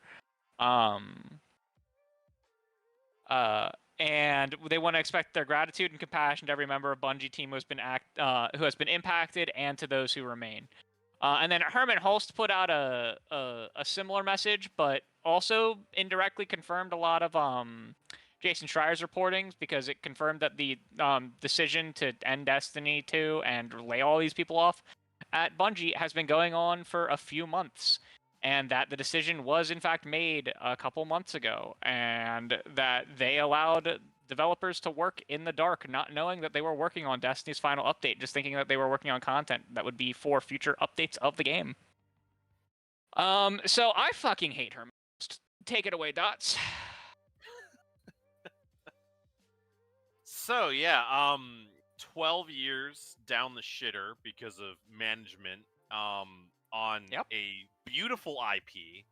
And I think the first thing I want to address is the one thing I've seen, even like when this final update thing was announced, even before this layoff was even common knowledge, was that a lot of people were like, well, if you guys are all boohoo pissing and crying about Destiny 2 going away, but you guys were all, talking shit about it before. And it's like, yeah, I talk shit about Bungie and Destiny because I was upset of the state of a game that I enjoyed. Like, there's nothing wrong for me criticizing and saying, Bungie, you fucked up when they did, but that doesn't mean I'm saying that because I hate Destiny. I'm saying that because I love Destiny, and then I hate that something I love has been fucked up. And that's not I spent years shitting on Bungie. I mean, I feel like everyone should be upset with companies if they screw over a game you've loved for over a decade or an IP that you love. I mean, look how many people shit on Nintendo, but Pokemon is still one of the most beloved IPs in existence, but their games have slowly degraded into, absolute dog shit. That doesn't mean that I hate Pokemon as an IP or that I regret my time playing the good 3DS games that I loved. Like that's not a shot at Pokemon. That's a shot at modern Nintendo fucking up. Modern Bungie fucked up. We criticized them. They put out this final patch not knowing it was going to be the end of the game. This shit was great. We have been loving this final update. It has been things are organized. The loot drops are rewarding. We feel fulfilled. We clear out our vaults and are getting new loot happily. The fact that Bungie dug themselves into a hole with a lot of these updates in the past. I know the Kepler DLC. The past year had a lot of bad. Yeah, Edge of Fate had a lot of bad decisions and a lot of bad content added to the game. But the fact that Bungie themselves put themselves into a hole, and whether or not you want to shout at upper management or the actual developers or Sony, whatever, Bungie was in a hole. They were climbing out of that hole. Mm-hmm. And at the top of that fucking ladder, there's Sony with a fucking shotgun pointed right down at them. Have you seen It's Always Sunny? There's the scene with Danny DeVito where he's with the 2x4 and he's hitting someone with a 2x4. Yeah. Yep. No, so that's the thing that I definitely wanted to hit out is that our angers and frustration with Destiny 2 in the past was never fuck Bungie, they keep making shitty content. It's no, it's damn it, I want good content. I love this game. I love this franchise. Make it good. And they finally make it good, and it's the nail in a coffin rather than, because in this update, they had so many story plots that were going to get ready to continue. Yep. And there was so much lore that we were going to get involved with. And with the current loot system and armor system and gun system that they just updated with the, tiers and all that stuff and how you earn that, so great. It's so amazing. So this year was plagued by half-baked implemented systems that they fully realized with this update. Or with just, the Edge of Fate expansion was just... it might actually be the worst expansion they've released for the game. I don't know if it's better or worse than Curse of Osiris. Dots, better or worse than Curse of Osiris? To quote one of our friends, I'd rather be playing Lightfall. Yeah. So, Destiny's always had this where it's so over, we're so back kind of thing. Where it goes through cycles of they make really fucking dumb decisions on how they're going to rework systems or loot in the game. And then they get it back to a point where, the whole vision is actually realized again, and it feels good again, and it feels great again. This is the big, like, had this update come out without the end of service, and I've said this before, I'll say it again. Had this update come out without the end of service, this would have been the biggest We're So Back of the franchise. This is the best the game has ever felt to play because every aspect of the game is playable. And that continues to be the case. But then today, we have to deal with the fact that so many developers that we knew their faces, they talked to us on social media. Because Bungie doesn't act like a normal studio. All of their developers come out, whether they're like junior developers, senior developers, interns. They're on social media. They're talking about stuff that they've made. They're sharing stuff from their art station. They're like, look at this really cool thing that I made last season that you all loved. And like people, they get brought onto podcasts and like random developers just talk about the game. We know their faces. Then they would do the things called, they call them ViDocs, video documentaries, where they'll come out and talk about an expansion for like 15 minutes, recorded from the studio, all kinds of different developers. We would know their faces. This is a PR shitstorm that is not going to go away for PlayStation for a long time. Because it's unprecedented to kill a semi-popular active live service game. Because even at its lowest, Destiny was still kind of pulling numbers that some live service games wish that they could pull in their off seasons. It was marathon. It was like 9 months in Destiny 2 without content, and they were pulling in as many players as Marathon was. Like, it's unbelievable. And so they've laid off these 400 devs that were a part of our community, that we knew. We knew their faces, we knew their voices. Many of them came from the community and ended up becoming developers at the studio, like Mercules, who was one of the major people on the Sandbox team. And a small cut in the letter, they said a reduction and reorganization. What was it? 400 people? Isn't that? It's half like the studio. That was 50%. That's not a reduction and reorganization. That is an axe. That's that a fucking guillotine. Yeah. And they're like, we have stuff to tell you, but not today. And it's like, you don't have anything to tell us. Like, we're going to come back in a year, and you're probably going to end up shuttering the studio. You're going to shutter a beloved studio. Because Herman Hulst, since 2019, when he took over as head of studios, because regardless of whether when he became like co-CEO or his title as head of studios gained him slightly more power within the organization, he was the head of studios since 2019. And in that time, the only studio that he has successfully integrated into the organization is Insomniac. And they didn't really successfully integrate Insomniac into the organization. They turned them into a Marvel sweatshop that occasionally releases some of their original content. The Marvel games are good, but like they're not Insomniac like creativity. They're someone else's IP that they have just made a good game in. That's the future of Bungie, if Bungie has a future. And it's depressing. And other than that, Herman Hulst, he didn't successfully integrate Bluepoint into the studio structure, killed them, murdered them, didn't have them doing something that they're good at with remasters and remakes. He decided as a studio head that they were going to be working on fucking live service shit. And like, they don't even get live service stuff right. They didn't understand why people liked Destiny and why people weren't coming back. If anything, they should have been gutting the leadership and actually been fixing what was going on at Bungie. But, instead, they had conversations with the leadership on how to reorganize stuff and kill Destiny. Because they're morons. Yeah. Herman Hulst is the equivalent of Matt Booty, right? He's going to end up going down in history as one of the men who diminished the legacy of PlayStation. It's nonsense. And I can't fathom why anyone would have any form of faith in PlayStation, the same way that I can't fathom that anyone has faith in Xbox right now. It's just PlayStation had a longer history of doing things right. The person who's in charge of their studios is a moron.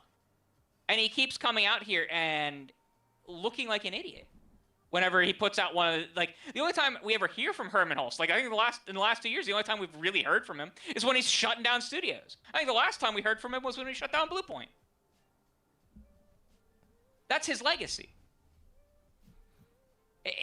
And I've gotten to the point where my PS5 is now almost exclusively, it's going to exclusively be a system where I only buy their PlayStation exclusives, and I don't buy them from their store. I'm going to buy them used.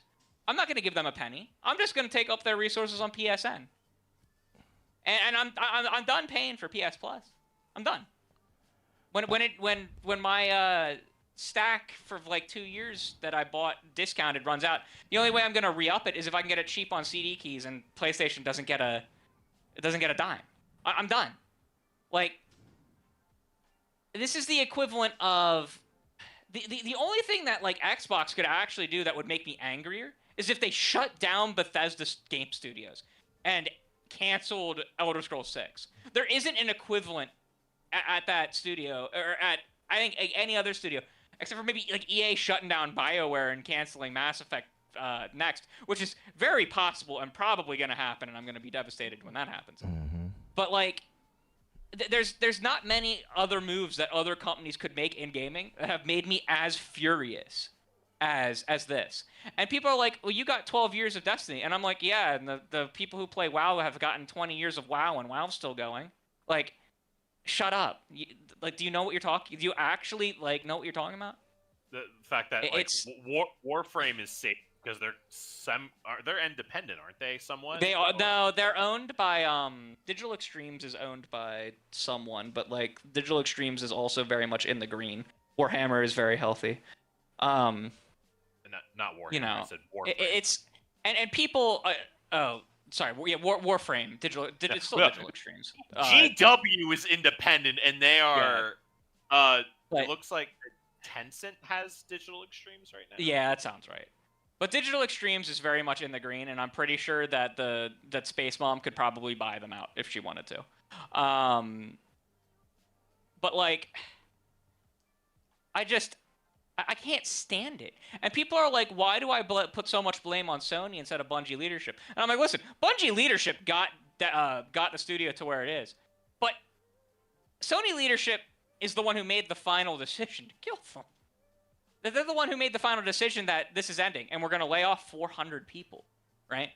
They're the ones who made the decision not to fix Bungie's leadership problem and to just kill it all, right? The greatest fault of modern capitalistic businesses is thinking that laying off people in order to fix problems at businesses actually solves things. All it does is lose all of your institutional knowledge. You know, you're trading you're trading the future of your businesses for short-term gain. And we're going to see a bloodbath at Microsoft in the next like 2 weeks. It's going to be more than 400 people. I think the 1,000 people is an underestimate, because that would be less than the last 2 years of layoffs, and we didn't describe those as bloodbaths.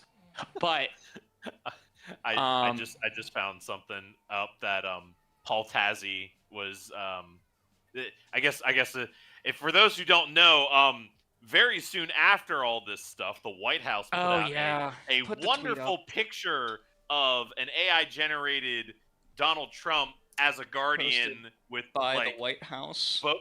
By the White House Twitter account, and saying "Eyes up, Guardian," and not having AI generated bullshit. Let me fake grab number. that. Yeah, I sent it to you. I sent it to you in a direct DM on Discord. Yeah, let me grab that really quick. You sent to Umbra. I sent it to it. And then Paul Tassi put up a thing just a little bit ago saying like, oh, the Trump thing's whatever. Zoomer runs the White House account, sees what's trending, and makes AI thing of it. And then Kalen Dorr, who is apparently the person who put it up, put out his Destiny 2 stats, where he only has 112 hours on a male awoken hunter. 112 hours is 112 nothing. hours over 12 years is nothing, man. Nothing. I have 3,000. I forget how many you have. You may have more than me. I only have Steam's up right now. On Steam only, I have 2,650. Yeah.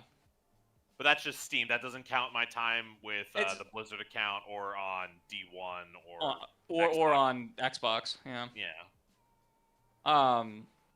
That shit's crazy. I couldn't believe that was tweeted because, mind you, the optics of this from a political spectrum is that's the White House effectively celebrating a Japanese company's internal division that is run by Europeans laying off 400 Americans. Listen, I can believe I don't it. know. With this administration has shown me you can expect all the most negative of degradation for them to be on the side of it. I am not shocked in the least with this. It's just like it genuinely. It's like that the person that was making the tweet didn't understand what was actually happening. That's probably what it was. And just saw it trending. Yeah. And was like, we're gonna get in on the trend that Destiny's trending and make an image about it. It's crazy that like the optics, no matter what political spectrum you're on, the optics is that's the president of the United States celebrating American people getting laid off. Like, that's crazy. That is pretty crazy. Crusader, you have 400 more hours than me on wasted time on Destiny.com. That's incredible. That also probably makes sense. I practically took a year off. Farmed. Yeah, you took a year off, and I AFK farmed a lot in the forges before they went away. Black Armory Forge. The good old Black Armory Forge AFK farm.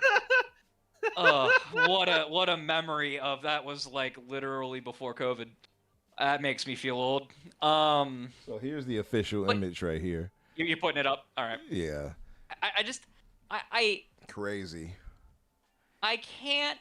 I wasn't even aware of all the details until you pointed that out. I'm like, wait a minute, did it mention the people like losing their jobs? But it doesn't exactly say it, but that's what it is, right? It's celebration. It's just straight up eyes up Guardian. Like, it looks like it's celebrating the news of today.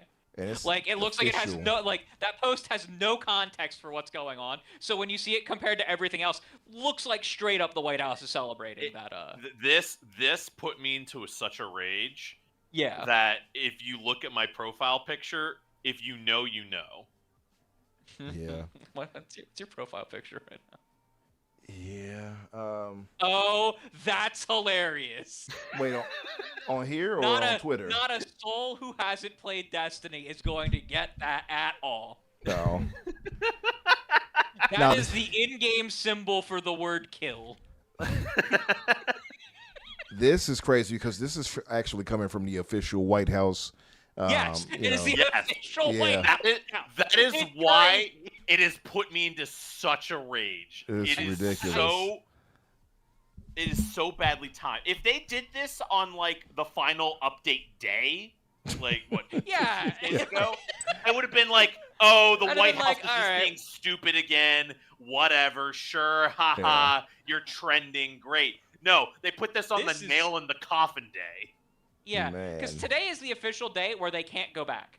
Like, they could have altered their decision. They could have looked at, like, oh my god, people are showing up, and they're showing up because, like, this is what they wanted. Let's end this end of service nonsense and, like, fix this before we can. Maybe we still scale down, but we scale down in a way that, like, we still support the game in a reasonable, sustainable manner.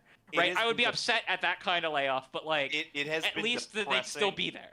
It has been depressing going on Twitter and seeing people say, hey, there's this issue, and seeing Destiny 2 teams say, there won't be a fix. It is depressing that it is just done. It is... And, like, you know, the fact that they're not even keeping on a small maintenance team to fix bugs, or like they have a skeleton crew to keep the servers running, but the fact that they're not even keeping a small skeleton team of bug testers and bug fixers to just fix active issues in the game, because like it's been 2 weeks since an update. Sometimes it takes us months to find weird exploits because there are weird, funny exploits that we find all the time in the game, and like the fact that they're not even keeping a small team around to fix that kind of stuff is ridiculous. It is ridiculous. And that's where there was an article last week that, like, there was the idea that some of this is someone high up at Sony being vindictive towards the studio for either not doing what they wanted or perhaps being vindictive towards the ghost of Jim Ryan because they disagreed with his direction so vehemently. I'd believe it. I would genuinely believe it because this is an unprecedented situation in the industry.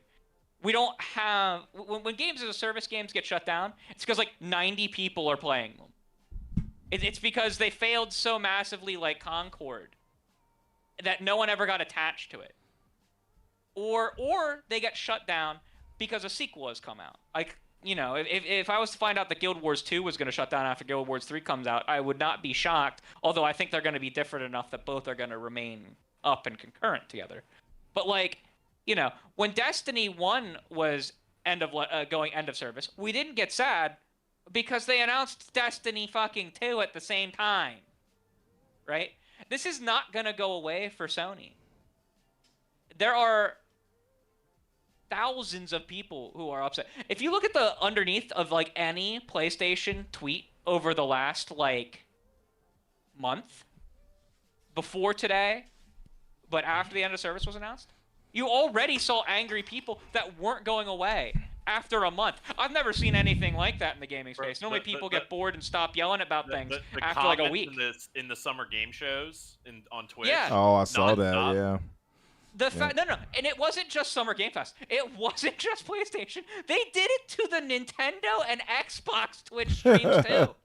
Like, this isn't gonna go away. This is gonna be a PR nightmare for months and months and months. What if it was secretly Crusader and Dots spamming those chats all along, guys? I joined in on the spam. I'll fully admit that. I was like, fuck it. Everyone's doing it. I'm going to join in too. I was posting the vows to our copy pasta. Whether we wanted it or not, we've stepped into a war with the Cabal on Mars. Let's get to taking out their command one by one. Yeah. I don't remember the rest of it, Dots. You remember the rest of it? That was not the strike I put most of my time into. That's fair. It's just Omnigul silencer screams. But God, would you let me ask though, because I sure. just you're an outsider. Just to bring it back into the thought of the reactions, because this brings me back to the thought with the Steam machine here and how we're seeing how this priced, and we're seeing some reactions, but I would venture to say the reaction for this has been pretty tame in terms of how the industry has reacted versus how they react when Microsoft has a bad falling or or the layoffs. Same thing with Steam Machine and Xbox. Oh, it's like this is straight up. It's been covered live on BBC multiple times. I haven't seen it today, but multiple times before today has it been on BBC. They've been interviewing people like Dado and My Name is Bife and Llama 2, like a bunch of like popular Destiny streamers. I genuinely think the reason you're not seeing it as much is it's just not getting fed to you via the algorithm on Twitter. That could be like genuinely. Yeah. Do you think are the mainstays, like the IGNs and the the Kotakus and the are those like the people who are are they speaking out of game spots, should I say? Are they speaking out on it heavily? Because those I have seen. Yeah. I know Kotaku has, though. Kotaku's was more framed, and I don't totally blame people for framing it this way. And if you're gonna frame it this way, I'm not mad at you. But it was more framed towards an absolute hatred of Pete Parsons as a human being, the former head of Bungie. Mr. When employees were complaining about not having enough money to survive, he was talking about wanting them to come over and see his classic car collection. Mr. Pete Parsons. So, like, I get that, and I've seen a few. What's his face? His handle is American Trucker. I can't think of his name. He's a writer for Kotaku. Okay. He was on the ball rating that today. Okay. That was like the first thing I woke up to, and I was like, man, you should do one of these about how much Herman Hulst has failed, but like it's getting the coverage. I don't know that it's necessarily getting framed in the way that necessarily everyone would want it to be framed, but like it is getting the coverage. 100% is getting the. We stand by Paul Tazzi. Yeah, I mean Paul Tazzi, who covers Destiny relentlessly, hasn't stopped covering Destiny relentlessly, and has written like 4 articles that basically can be summarized as to this is the dumbest fucking decision Sony's ever made. So like it's gonna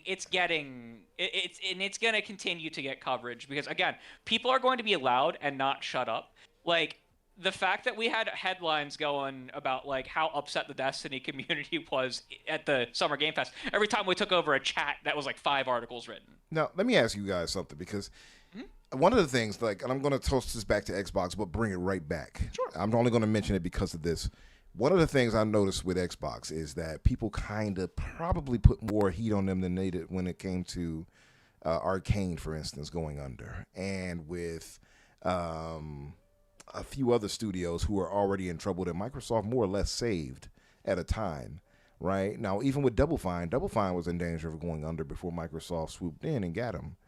But now it's the case where, you know, the return might not be looking great, so maybe they're being let go.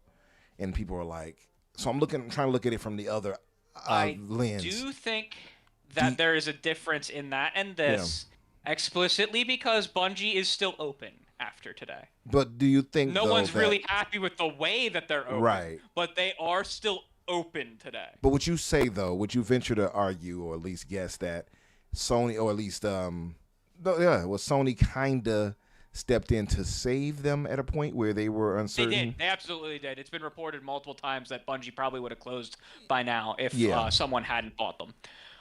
It is a very similar situation to that. The difference is, but in that conversation explicitly, that Sony did not close them today. Right. But for many of us, they might as well have. Yeah, that's what it sounded like. Especially with the guy that stepped down and everything, and with the same thing. We were all kind of happy that Justin Truman stepped down. Like, that's a good thing. Oh, he needed to go. Justin, so there's a famous image that you may see if you actually look more into the Destiny stuff about the don't over deliver. I don't remember the exact phrase on it, but it says don't over deliver, and it has the key art of the Season of Opulence in the background. And it was a GDC talk that Justin Truman gave about not over delivering content in games. And now there was some semi-reasonable points he made in that, but the Destiny community has always latched onto that because there have been many points where Bungie absolutely significantly under-delivered in stuff. Lightfall was a big example of that. Edge of Fate, I wouldn't say they under-delivered, but with Edge of Fate, they just delivered poorly. It had good content. It was just the way it was implemented was awful. It was bad. But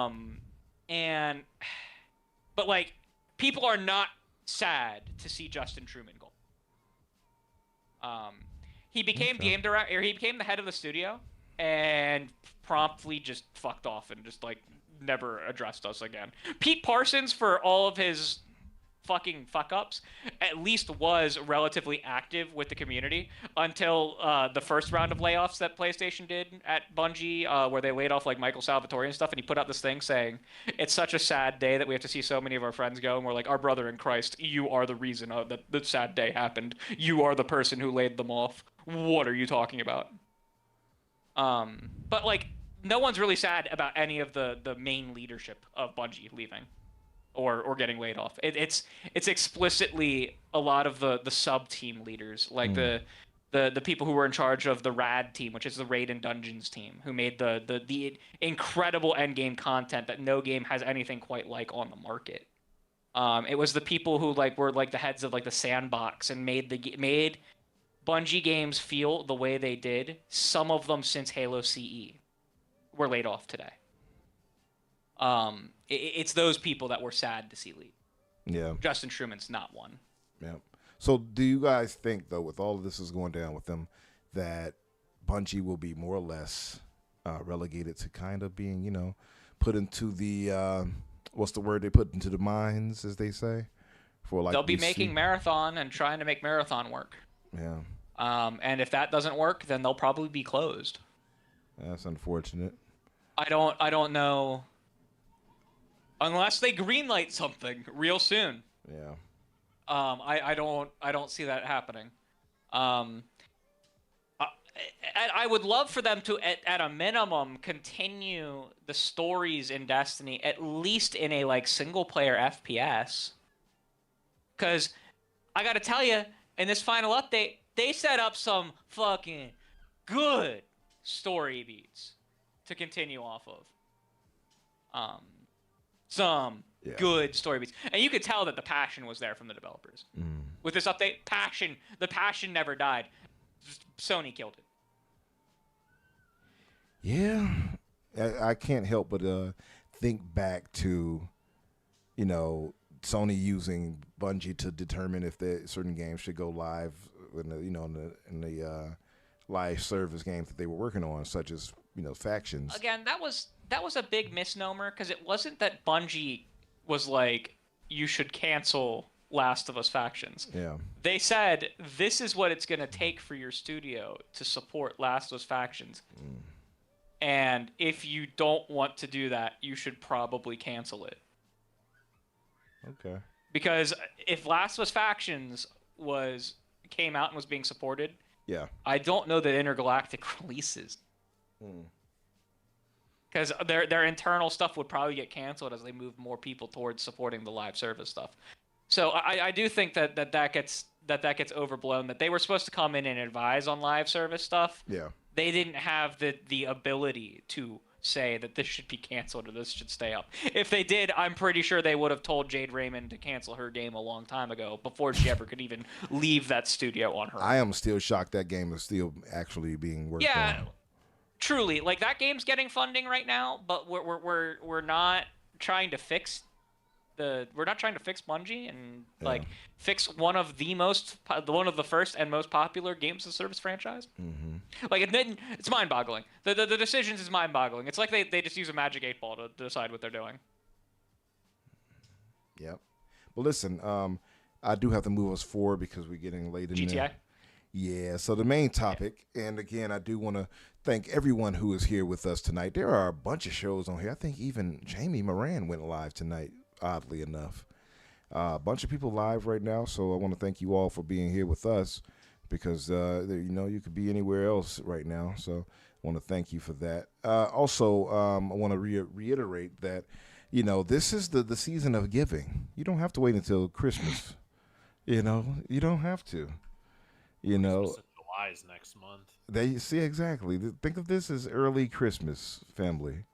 And, pull out the old checkbook, pull out the old coin purse, whatever you want, and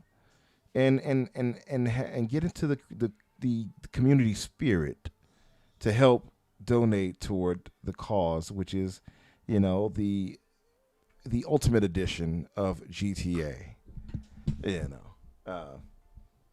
We will get into that right now, and I'm going to highlight some things, because there are a few things I want to run by you guys and get your thoughts on, and we'll get up out of here. So, and I'll show some screenshots as we move along too, because they had released some screenshots of GTA, which look pretty damn magnificent, I have to say.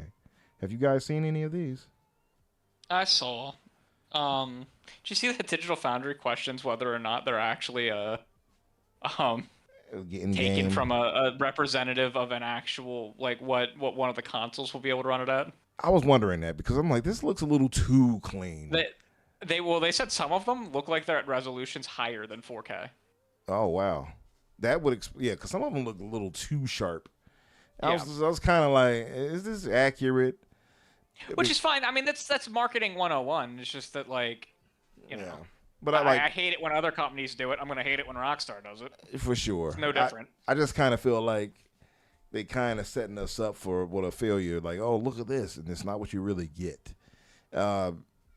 But I mean, from what I can tell, I do love that they have so much options in terms of styling and such like that. And I mean, the cars and the mud and everything looks great. If RDR2 was anything to go by, I know this is going to look magnificent in that regard. And this is, by the way, one of the exclusive cars you get with the actual full game, the $100 Ultimate Edition. That's his old El Camino. It is pretty ridiculous. That shit's ridiculous. Every fucking time I hear it. Like, welcome back, Mass Effect 3 from Ashes. Right.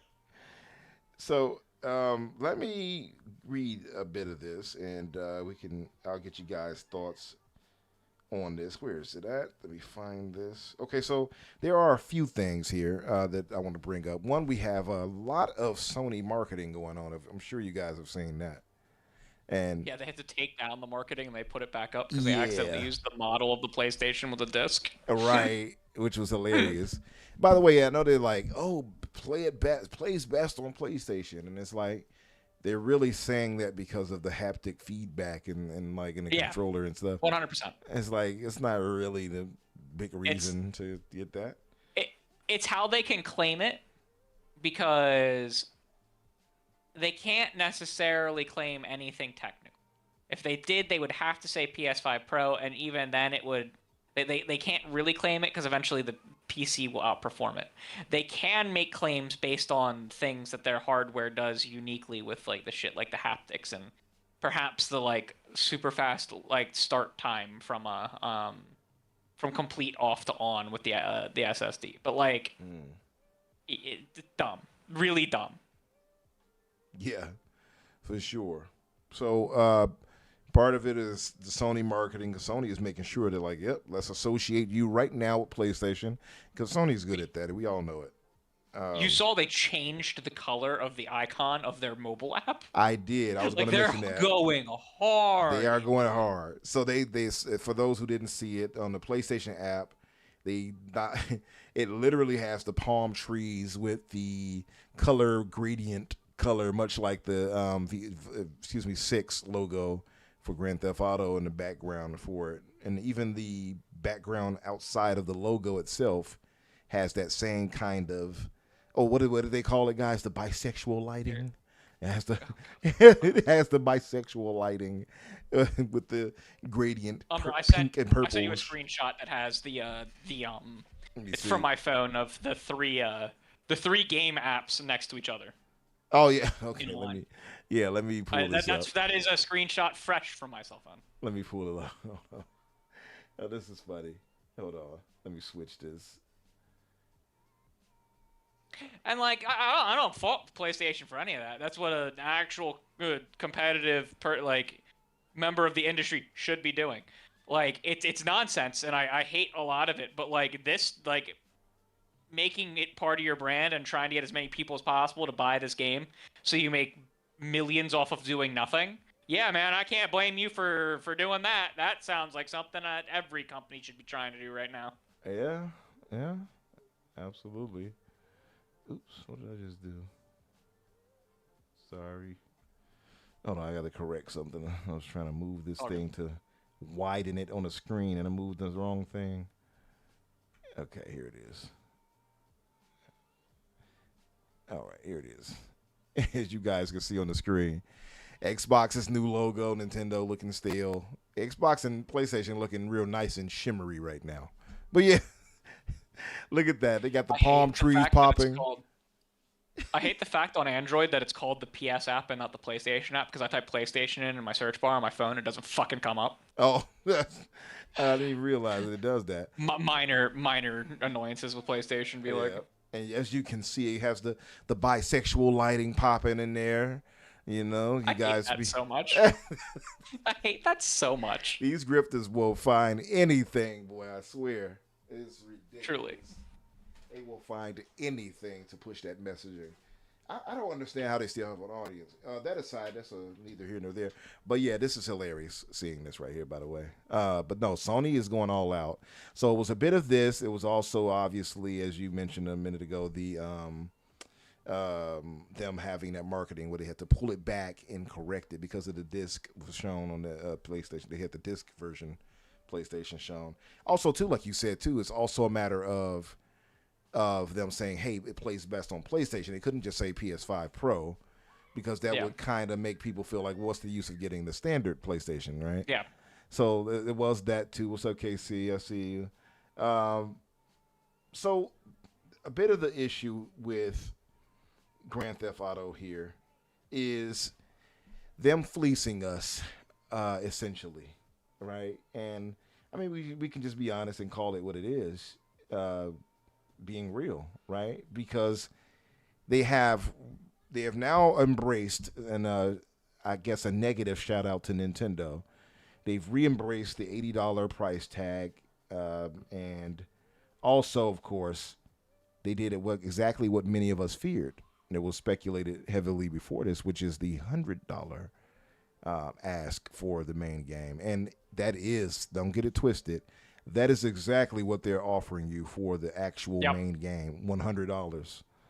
And Umbra, you know how you can tell people that it's the main game? How so? Because all that content comes out goddamn fucking day one. Yeah. It's not a season pass. That's true. Right? Like, Ubisoft will charge $100 or even like upwards of like $130 for the Ultimate Edition of the game. But that's including the season pass, which comes with all the expansions that'll come out. Plus a little bit of weird cosmetic stuff. Years worth of content. Yeah. Yeah. Usually. This is like, you know, I would buy $100 versions of Destiny every year. But it came with the expansion plus all 4 seasons of the year, right? Like I knew what I was buying, and I was buying it on purpose because it was a better deal to buy all the content bundles. Don't buy the Umbra. We spent $200 every. Oh yeah, you're right. We bought the physical edition. Like, we would buy the physical collector's edition that came with the statues. But we got cool shit with it. Yeah, we got cool shit. You said you're not gonna let them get away. You said not not on my watch, huh? It was. Dot said not on my watch. I'm not letting you get away with that. I have spent $200 on physical collector's editions, and then I buy the fucking raid rings. I have every single raid ring. Oh man. That you can get. You have to do the raid like in the first week. The week that it opens, and then I have to pay an extra like $150 for a ring. And I got them all. I have all of them. As you guys can hear, these are super fanatics here for. I've got no problem spending arbitrary amounts of money on things I enjoy. Yeah. My distinct problem with this is that this isn't normal. This is $20 worth of content, multiple stores, multiple quest lines, multiple vehicles, multiple functional weapons. A ton of weapon skins that are being cut out of the day one version of the game and being sold for more. That's not acceptable. That is the difference. It is highly unacceptable, and you know what I'm pay for it anyways, like the people you are. What I'm mad about is that I know this is wrong.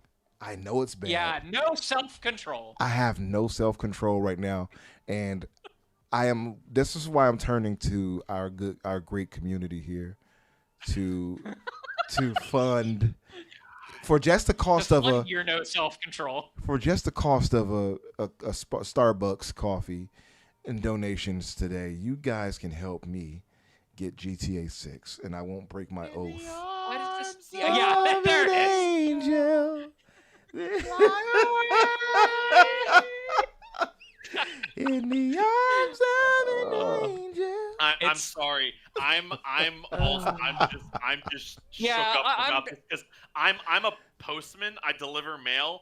I get so much bullshit. Like feed a Jewish widow for a month for only 87 cents. I'm like, bitch, where are you getting a month's supply of food for 87 cents? I want that food. Where are you getting that shit? She's probably getting army rations. You don't want that. It's so frustrating that like they're gonna get away with this. Though I've had the very bold prediction that GTA 6 is both gonna set all kinds of fucking records for sales. Oh yeah.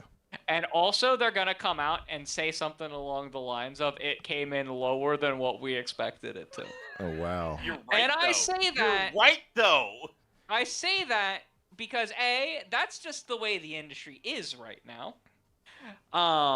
Because both things can be true, right? They can break every record known to man with the game, and it still come in lower than they wanted it to, because we live in a world where nothing makes sense. But they've managed to bring up just about every goddamn controversy a game can have before it launches. Right? Because we didn't even talk about the fact that it's a goddamn code in a box for the physical. They gave you nothing. They're like, here. Like, speaking of physical, the Ultimate actually Edition, pissing off the remaining physical. Yeah. Pissing off the remaining physical people, right? You know, most people buy digital, but there's still like 15 to 20% of people that buy. I mean, most people buy digital. Did I say physical? Most people buy digital, but there's still like 15 to 20% of people that not only buy physical, but only buy physical. Let's get physical. And yeah, they no are physical really gonna piss off that group. that enfranchised group of people. Didn't they speak on this earlier too? By the way, after the backlash, like there will be some physical editions let out later, or physical disc put out later. I think they said. So there's some. Well, let's go through the full timeline, because the original timeline was that they were going to delay the physical launch from launching alongside the digital, and it was going to come later. And in an investor's call, they were asked the question if they were going to do this, and they said no. And we now know that means that they're going to have a physical box in the in stores that you can buy that doesn't actually have a physical copy of the game in it. Which, to an investor, they don't give a shit. They just want to make sure that the game is going to be stocked on shelves of Walmarts everywhere, right? Like they're like, people are like, we should go to the SEC. They lied to investors. I'm like, they did not lie to investors. The investor does not care about the difference between that at all. They care, is it going to be stocked in Walmart? Is it going to be shippable from Amazon? But based on like some weird shit with like their support, there might be an actual physical edition coming out in like December. Yeah, that's what Gray was just saying. But they're just not announcing it right now, which is possibly the scummiest thing that I've ever heard. I mean, because outside of what they just did here with the $80 and $100 pricing. No, this is worse. This is worse because they're not announcing the physical version now because they're trying to get everyone to cave and buy the digital copy. They are, yeah.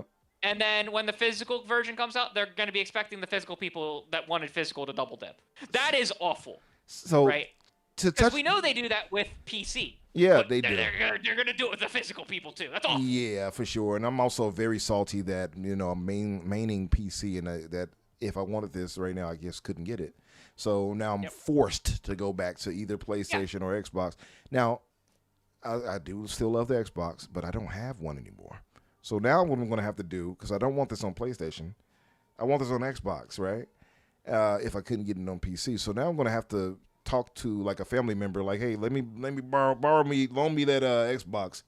And as long as you buy a new one before August 1st, isn't that when the price increases? Oh no, that would defeat the purpose. Like 400 right now. But that would defeat the purpose. Like I sold it for a reason, right? Because I know that I'm moving on. Yeah, to just PC. buy it, play it, and then resell it. In fact, you can probably buy it now and sell it for more later. You might actually be able to buy a used one now and sell it for a profit. Yeah, that's a good point. Genuinely. But but this thing here is pretty shady, right? Everything about it. Gray was saying the Rockstar has announced the physical version. Yeah, so around this. So as their support did. Like they didn't like formally, unless there was another update today that I didn't see, and I would be more than happy to concede that. But the only thing I saw is that like their support chat on their site said a physical version was coming, but like those are run by bots, so like I don't. Yeah. Did they put out an official press release? If they did, I just didn't see it. I just saw a blurb. I'm not sure if it was official or not. But, this right here is kind of crazy. And the reason why, aside from the pricing, I know this game costs an arm and a leg for them. I got something to speak on that, actually, with that, too. But, the normalization of this $80 and $100 thing is crazy. But the problem for me, it wouldn't be such a major issue if it wasn't the fact that they're doing a scummy practice of actually giving you the full game at 100 and withholding that at 80, right? Because that's essentially what it is. With the standard edition, as they're calling it, you only get the base game, single-player game. With the Ultimate, you're getting exclusive in-game content, like you said, the weapons, vehicles, clothing options, tattoo shops, stuff like that. That should be in the main game. There's no reason this should be happening right here. That's particularly shady right there for them to pull that. And if this had been anyone else, I would likely been much more like rah against them. I am such a stan for Grand Theft Auto, having been a fan since at least Part 3 till now, and loving this franchise so much, especially Vice City, which is my favorite in the series, the 80s music, all that, and now they're returning there. This is like a must-have for me, but this is pretty scummy, and I don't think they're really being called out by that heavily because most people are kind of like where I'm at with it. People are cheap. Yeah, they're like me right now. They're being sheepish and just going along with it like, well, it's Grand Theft, though, right? So this is more or less the water cooler / event game of the generation, right? So like it's Yeah. going to get a lot more forgiveness than anyone else would get. I've never felt more vindicated in declaring like 2 years ago I wasn't going to play it. Yeah. Or at least I was not gonna play it at launch. Because like unless someone legitimately like a copy shows up at my door, I'll play it if I don't gotta pay for it. But I'm not gonna ask people to pay because I don't want people to pay for it. This is not a slight at you. Like I genuinely, I don't waste your money on me. Please buy yourself something instead. I'm not going to enjoy it. That's the other thing. I'm probably not going to enjoy this. I haven't enjoyed a Rockstar game since Red Dead 1, and I haven't loved a Rockstar game since Grand Theft Auto San Andreas. Oh wow. Well, see, I'm a bit different on that front. I mean, I've loved them all in their different ways. But the bigger problem is, again, it's the practice of how they're pulling this. And now we have the worry of this becoming the norm, right? Or people, at least some people pulling it. Not everybody is going to be able to pull an $80 thing. We saw Microsoft attempt that. They're going to try. They're going to try. They're going to try again. Yeah. We saw Microsoft attempt that, and they had to go right on back. They pulled it with Avowed and had to pull that back, right? Obviously, Nintendo got away with it. Outer Worlds. Was Outer Worlds? It was Outer Worlds. That's right. It was Outer Worlds. That's right. And Nintendo did it successfully. I got the bundle, so I didn't pay for it. Yeah, they kind of did it successfully, right? Because it was the bundled game. So I wonder how many copies they actually sold. Yeah, I wonder too. I'm pretty sure good enough, well enough. Sure. Yeah. But shout out to my brother, Legendary Yobi. He said, I acknowledge my tribal chief, Infinite Umbra. Thank you, my good brother. I appreciate you acknowledging me. Thank you, Legendary Yobi. By the way, Yobi, you said you sent the link to my DM? Okay. You must know about what's going on already. Yes, this is the first annual. That means it will happen again. GTA 6 fundraiser. Legendary Yobi, I am reaching out to my great community here to give back as we all do to the community. I am the community tonight for Grand Theft Auto, and it's not that I can't afford it. I just want to be clear. I cannot break my word. So you all are doing this to help me stand with integrity. That's what you're doing. Integrity Farms, as they said on South Park.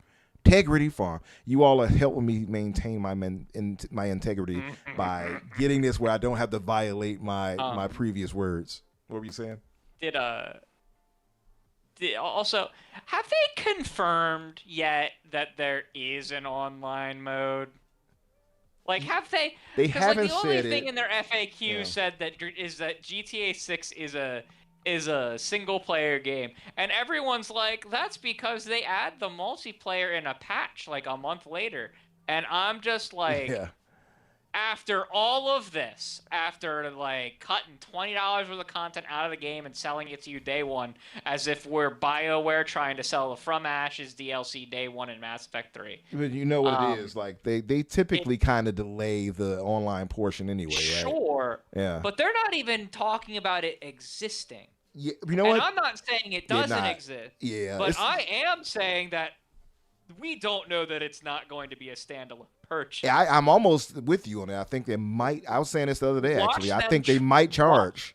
Yeah. Watch on top of $80 for the single player game. Probably or like 40 or 50 or something like that. That they charge like $30 for the online. Yeah. I'm actually in agreement with you. I think that's exactly what they're going to pull. Yeah. Again, because like I find it very suspicious that they aren't saying that the online is coming later. Like, they aren't mentioning the online at all. Right? And, you know, they already are doing enough right now that they're pissing people off. They can just wait to piss people off again later instead of doing it all at once. Because if they did it all at once, they might actually have a problem. Because the sheeple might actually wake up and realize that they are actually wolves and not sheep. But, you know, if they're smart about it, they'll separate the people getting pissed off so that they never actually realize that they could be more than sheep. It's unbelievable. People are like, it should cost $80. You're just poor, and I'm like, I'm not poor. I could easily poor. afford to spend. I could 100% easily afford to buy this game. I'm just not going to. And that's the thing. That's the important distinction. That's why I want to make sure people understand. It's not that I'm hurting. It's just that I have to keep my integrity. Soil Tick says integrity without dignity. yeah. That's accurate. That's pretty accurate, brother. It's, and then there's the there was one other thing that I wanted to mention that was pissing me off about this. Shoot, it's gone. And it's gone. It's gone. You see some of our southern brothers here. Look at my man here. I mean, the imagery is beautiful. I like you said, though, I don't know how accurate this is to actual in-game visuals, but it looks magnificent. Oh. And this is what it was. I saw someone compare. They're like, it cost $2 billion to make this game. Of course, it's going to cost $80. And I'm like, if you don't see a problem with the fact that it took 12 years to build and $2 billion as a functional problem of like why the industry is collapsing right now, and not a like, it should not be a justification for the cost. It should be a why the fuck did you allow this to happen? Well, they allowed it to happen because they know they were going to charge an arm and a leg. But by the way, that was the next question I'm going to go to. And Yobi, I'm going to pull up your DM, the message, actually. I see it there in 1 second to go to your point. That was the next question I had, right? Because if you all look at the tag for the thumbnail, it states that the first GTA 6, the first quadruple A game. Would you all say, and I think this is fair to say, because I shout out to Funds. He was on live yesterday to kind of shoot the breeze. And I thought about it as I'm thinking. I'm like, wait a minute. Y'all remember that whole hubbub about the initiative? Yeah, with the typo situation. The typo that exploded. Yeah, exactly. And that was a whole quadruple A. I'm like, well, wouldn't this actually qualify as an actual quadruple A if the cost was $1 billion or $2 billion? I don't care. Probably, but like, all of those labels are pointless. Yeah. Like, we don't have no one ever releases actual statistics of like what the head count of a game was and how much shit cost. Yeah. Because like half the people don't make it into the credits because they didn't work on the game long enough. Right. Or they left before the development finished. So sorry, you don't get in the credits. Like, we don't get enough of that information for me to be like, yeah, this is actually fitting into like different buckets of stuff. It's we all make it up. It's like, whose line anyways? Yeah, the points are all made up. I get that too, but that I do like to have that. Yeah, but that understanding, if we had all that how we information, see Umbra, sure, it Yeah. would be the first triple or quadruple A game. It will probably also be the last quadruple A. I would until the next one. 13 years or so later, right? I don't know that even I'm kind of with Danny on this. I don't know that even Rockstar can sustain that. I mean, there comes a point where the budget balloons too high and the head counts become too high for even like them to recoup the money fast enough for it to be profitable to cover like 15 years worth of development. I imagine that they're about to make all their budget back by launch. Actually, I believe that. Quadruple A doesn't exist. Ubisoft tried to do that with Skull and Bones. Yeah, they stated that. Yeah, Ubisoft actually tried to do it for real. They with stated that, but there was no shot that was actually quadruple A. The budget for that was nowhere near. They had a standard AAA budget for that, and Singapore gave in some of that. It was not in the. I don't think it was past $400 million for that game. Now we're hearing Halo Infinite and other games of $500 million and such, which I can possibly believe for Infinite, with all the issues they had with it. That was supposed to be its lifetime budget. Yeah, and it didn't last its lifetime. That's a fair point, because they had a 10-year plan that they claimed they didn't really have, and then we found out they did really have from Rebs Gaming. Shout out to Rebs. So yeah, I can believe that, but they never did fully access that. But this right here, if it's $1 billion, I would think this would be, fit into that quadruple A thing. That's the tag I'm going to give it. Yeah. Some metrics for you with the $2 billion cost. Mm-hmm. Without taking into consideration any form of platform fees, credit card fees, like any of the stuff that's going to reduce the amount of take that Rockstar gets. And there's a lot of things that reduce the take, right? they would have to sell 25 million copies before launch in order to make back a $2 billion budget at $80. I would dare say they're going to do just that. Now, you have to remember, PlayStation and Xbox are each taking 30%. Yeah. Anyone like Amazon or Walmart or companies like that are also taking a cut. The credit card companies are also taking a cut of they have a credit card fee use, right? So you're probably looking more at like 40 to 50 million copies sold day one in order to make it back day one. Yeah, I not impossible. Not impossible. Only this franchise. Yeah, if I had to guess and venture a guess, Red Dead couldn't do this. I would think would not be able to do this. Yeah, I think GTA would be able to pull it. I don't know about GTA is the only franchise that maybe could. Maybe a Minecraft 2. Yeah, for sure, for sure. But maybe Minecraft, and I don't know if they would do it immediately though with Minecraft, but they would do it eventually. No. But it just did. Yeah. Craziness. It is craziness. So this is right here. Shout out to my brother Yobi. Also, I'll say this before it goes too far. BT Maverick, our good brother, drops another membership. Or excuse me, he uses a member post. He's been a member for 1 month. Thank you, brother. He says, if the NFL, NBA, and MLB are the AAA, what would make it the quadruple A? Just sounds like something that shouldn't exist. I mean, it technically doesn't. Correct. It technically doesn't exist, right? This would probably just be considered AAA.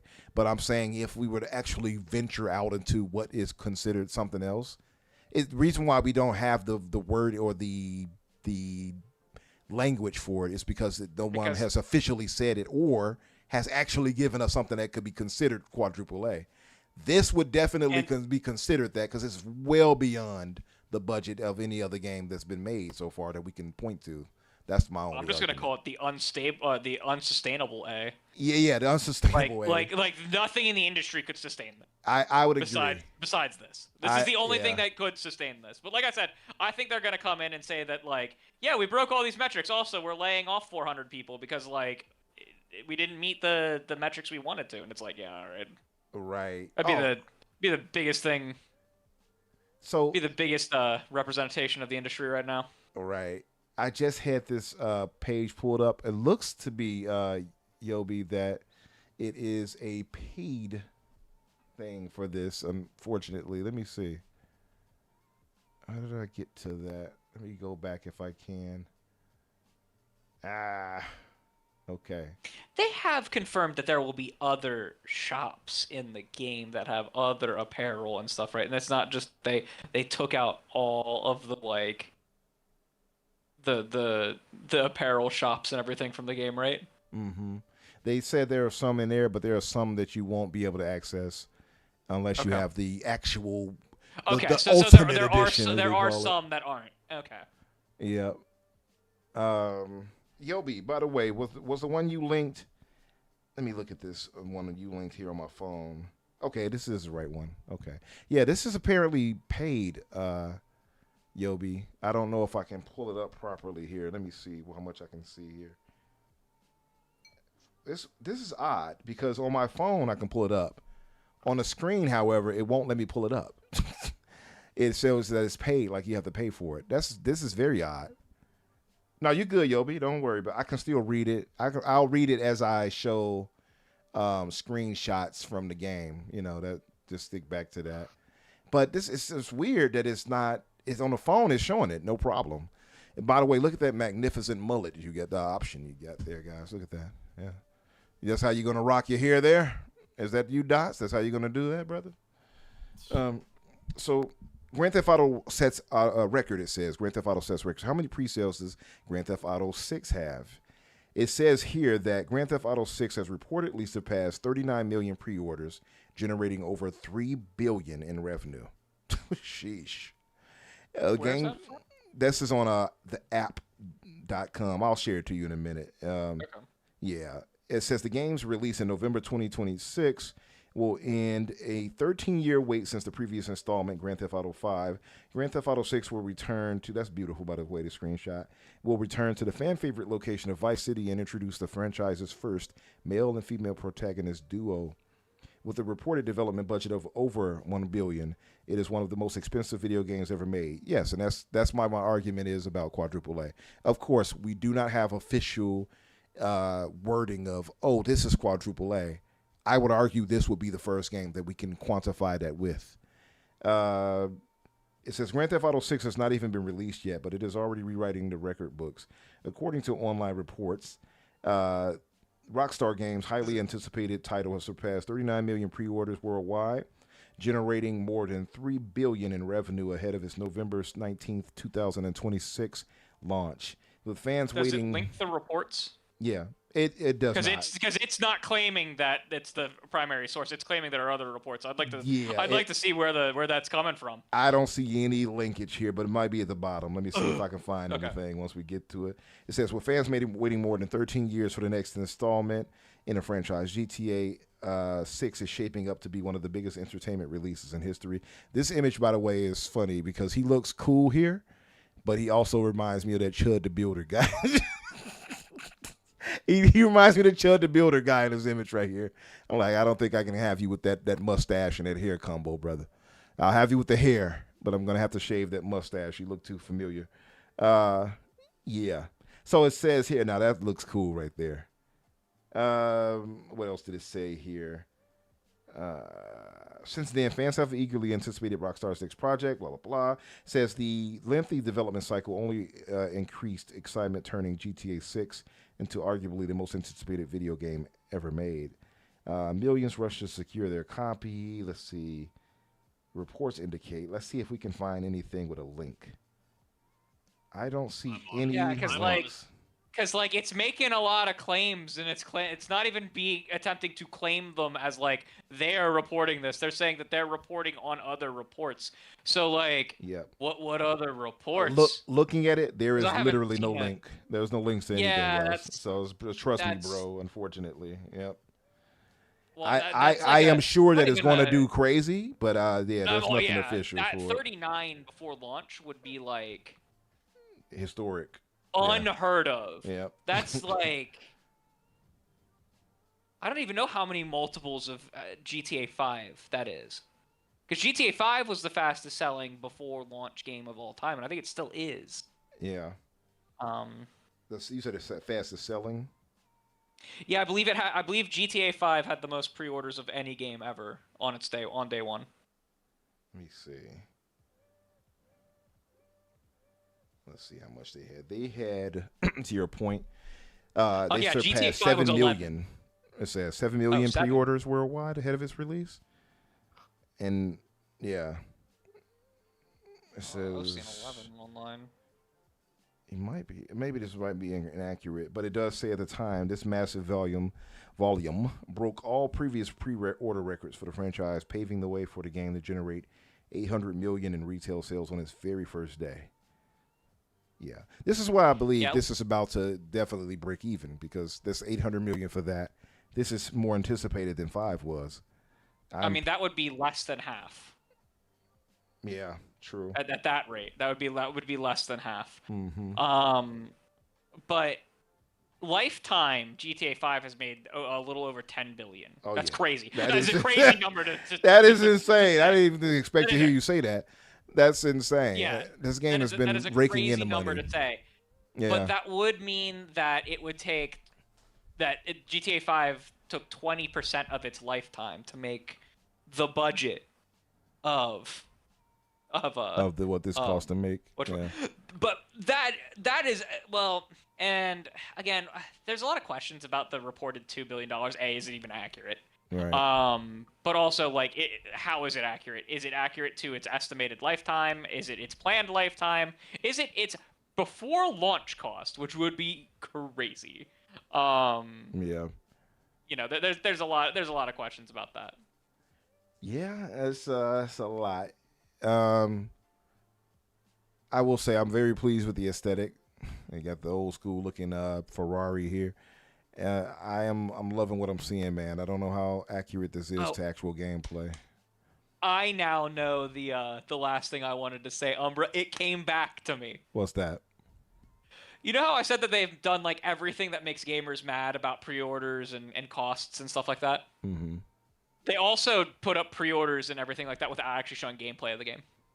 That's true. They have yet to show gameplay of the game. Many people were speculating. A lot of people haven't been talking about that, but it's like, yeah, they haven't shown what the game looks like before they put pre-orders up, which is crazy. Yeah, because people were speculating. They were saying like, oh, the trailer must be the new trailer must be dropping then, right? And we haven't seen anything. Right? It's wild that they haven't dropped the gameplay trailer with like right alongside pre-order. It is pretty crazy, but that just goes to show the pool they have. Like that's the leverage they have in this world, right? Like they are Rockstar. They're probably the only people that can get away with doing. They can do everything that everyone bitches about and everything else and get away with it. Exactly. Yeah, 100%. I'm just waiting for the game to come out and people to find placeholder AI generated art in the game, right. and people being like, oh, it's okay, we'll forgive them. While like Expedition 33 got people shitting on them because they had Umbra's favorite background game of all time. assets. Yeah, background assets. Umbra, what can I think of your Crimson Desert? Umbra's favorite game of all time. Oh, I love Crimson Desert, man. They took it too far with that, didn't they? Like the whole, you dare to have a placeholder there, like that. Well, like, relax. It was placeholder AI for like background assets. It wasn't even a core game. Yeah, I have a significant problem with replacing concept artists with machines, because that's essentially what they did. They instead of having a concept artist draw up a quick concept of what they wanted, they instead had a machine do that and replaced that job effectively. I will give you a consistency. You've been consistent. That much I will give you 100%. And I respect that. I do. I just feel like the outrage should not respect. It should fit the situation. That did not fit the situation, the way they treated them for that. They actually like take one of their Game of the Year awards or something from some place from. It wasn't from a game show. It was from a different like award. Okay. It's happened to a few different studios. Have had Expedition had some of its awards revoked because of it. Crimson Desert had some of its stuff, not like awards, but like some things that like people were talking about it where it was pulled. There was another indie game that I can't think of that had some awards pulled. Yeah, like because of if it's egregious and they're really trying to pull something over on someone, I can understand that.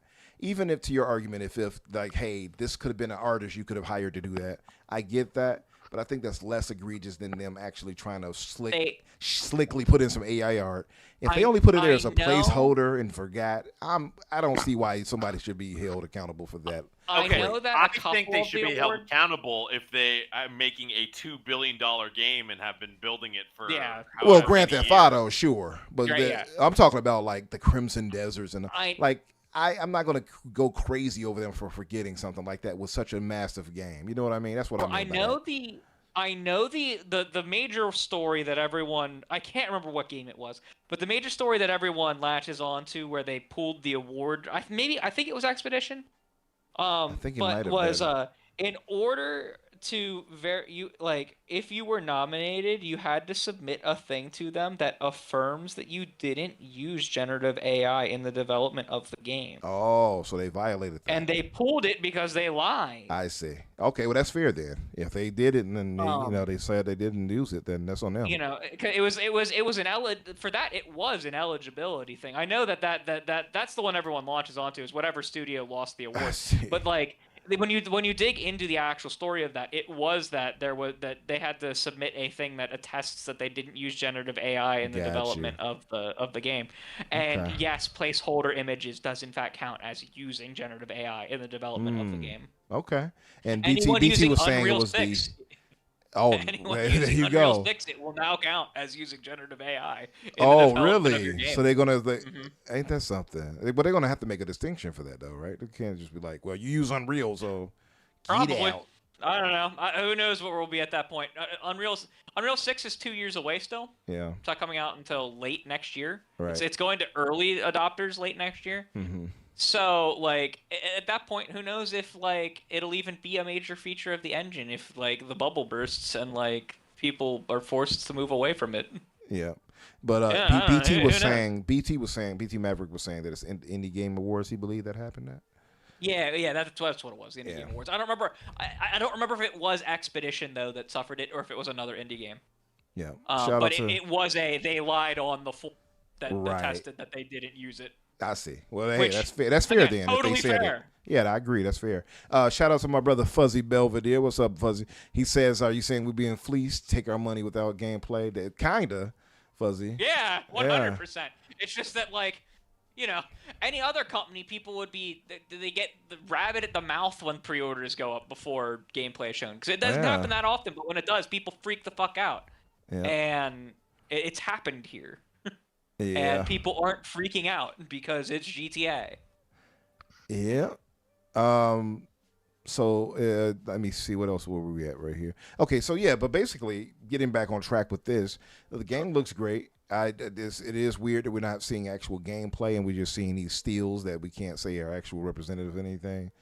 The shady practices they pulled right here are going largely ignored because everybody's still like pre-ordering their ass off.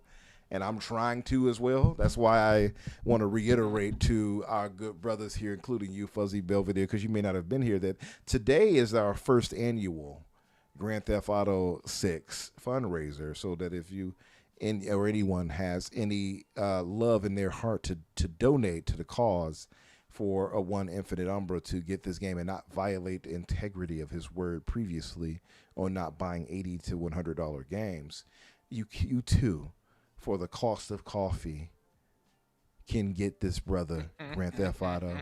Cue Dots with the Arms of an Angel song. Take it away, Dots. Arms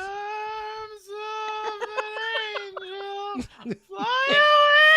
It's actually, like, I don't understand why people are pre-ordering either. It is kind of unnecessary if you're digital. It's just so stupid. The people who are happier about this than Rockstar themselves is credit card companies. Oh yeah. Yeah, like, I don't understand. Like, I get it. Like, with a physical copy, right? I get it. Mm-hmm. If it was a real physical copy, I'd get it, because there's a limited quantity of those. You want to make sure that one's going to arrive at your house in time for you to play the game. Right. But the physical copies aren't real physical copies. They're not even like Nintendo's half physical copies with the game keycards. This is literally just a code in the box. A game keycard you can at least resell. Because it's a physical thing that pops in the game and just forces you to download the, like, it's like a disc that doesn't have the data on it. And not only that, like, I can literally just buy the game day of digitally and just have everything still the same way. And you still get the pre-order bonuses, because if you look at the date, it like or you could pre-order it to get the weird like Vice City Classic pre-order bonus stuff. Yeah. Like last minute. Like you can do that last minute. Or you know, and I kind of get the pre-ordering on Xbox, because on Xbox they don't charge you for your pre-order until like it's like 2 weeks beforehand. Like it puts a thing on your account that says that it will charge you on this date.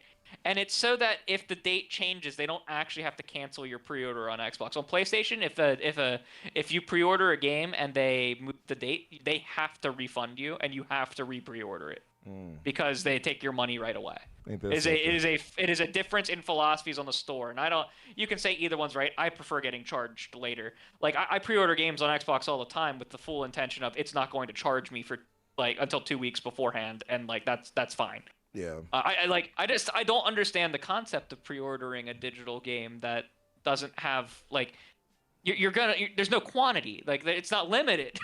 Like pre-ordering a game at GameStop back in the day was to make sure there'd be a damn game at GameStop for you to pick up at midnight.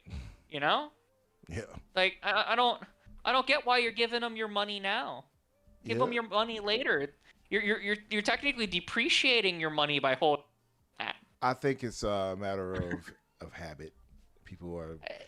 Gamers are used to like, oh, you got to get it now, right? And I think it's also they probably sheeple. Well, yeah, I think it's also like people are kind of caught up in the excitement of it, like, oh, finally we can do this with. I suppose that's fair. You know, and like again, I don't blame a single Xbox player for doing it because you're not actually paying anymore. Right, it makes more sense for the Xbox. You're just making sure that like you don't forget to pay them. Yeah, which is fair.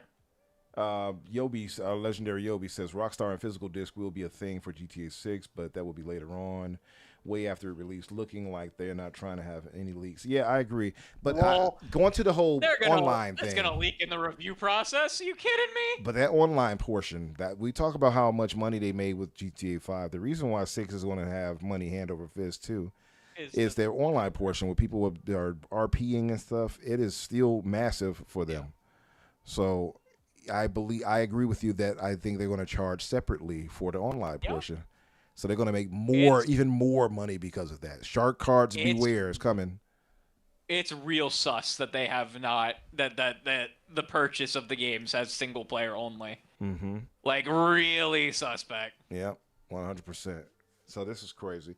So I think we've kind of settled that discussion when it comes to that.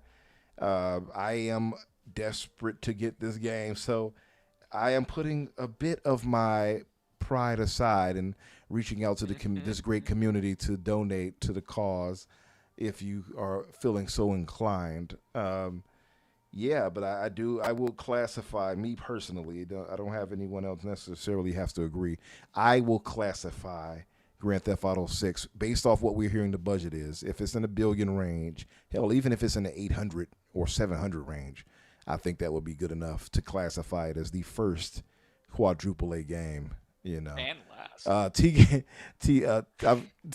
I'm just going to say T-Gan because it makes it easier. He says, "You're the problem, Umbra." I know, brother.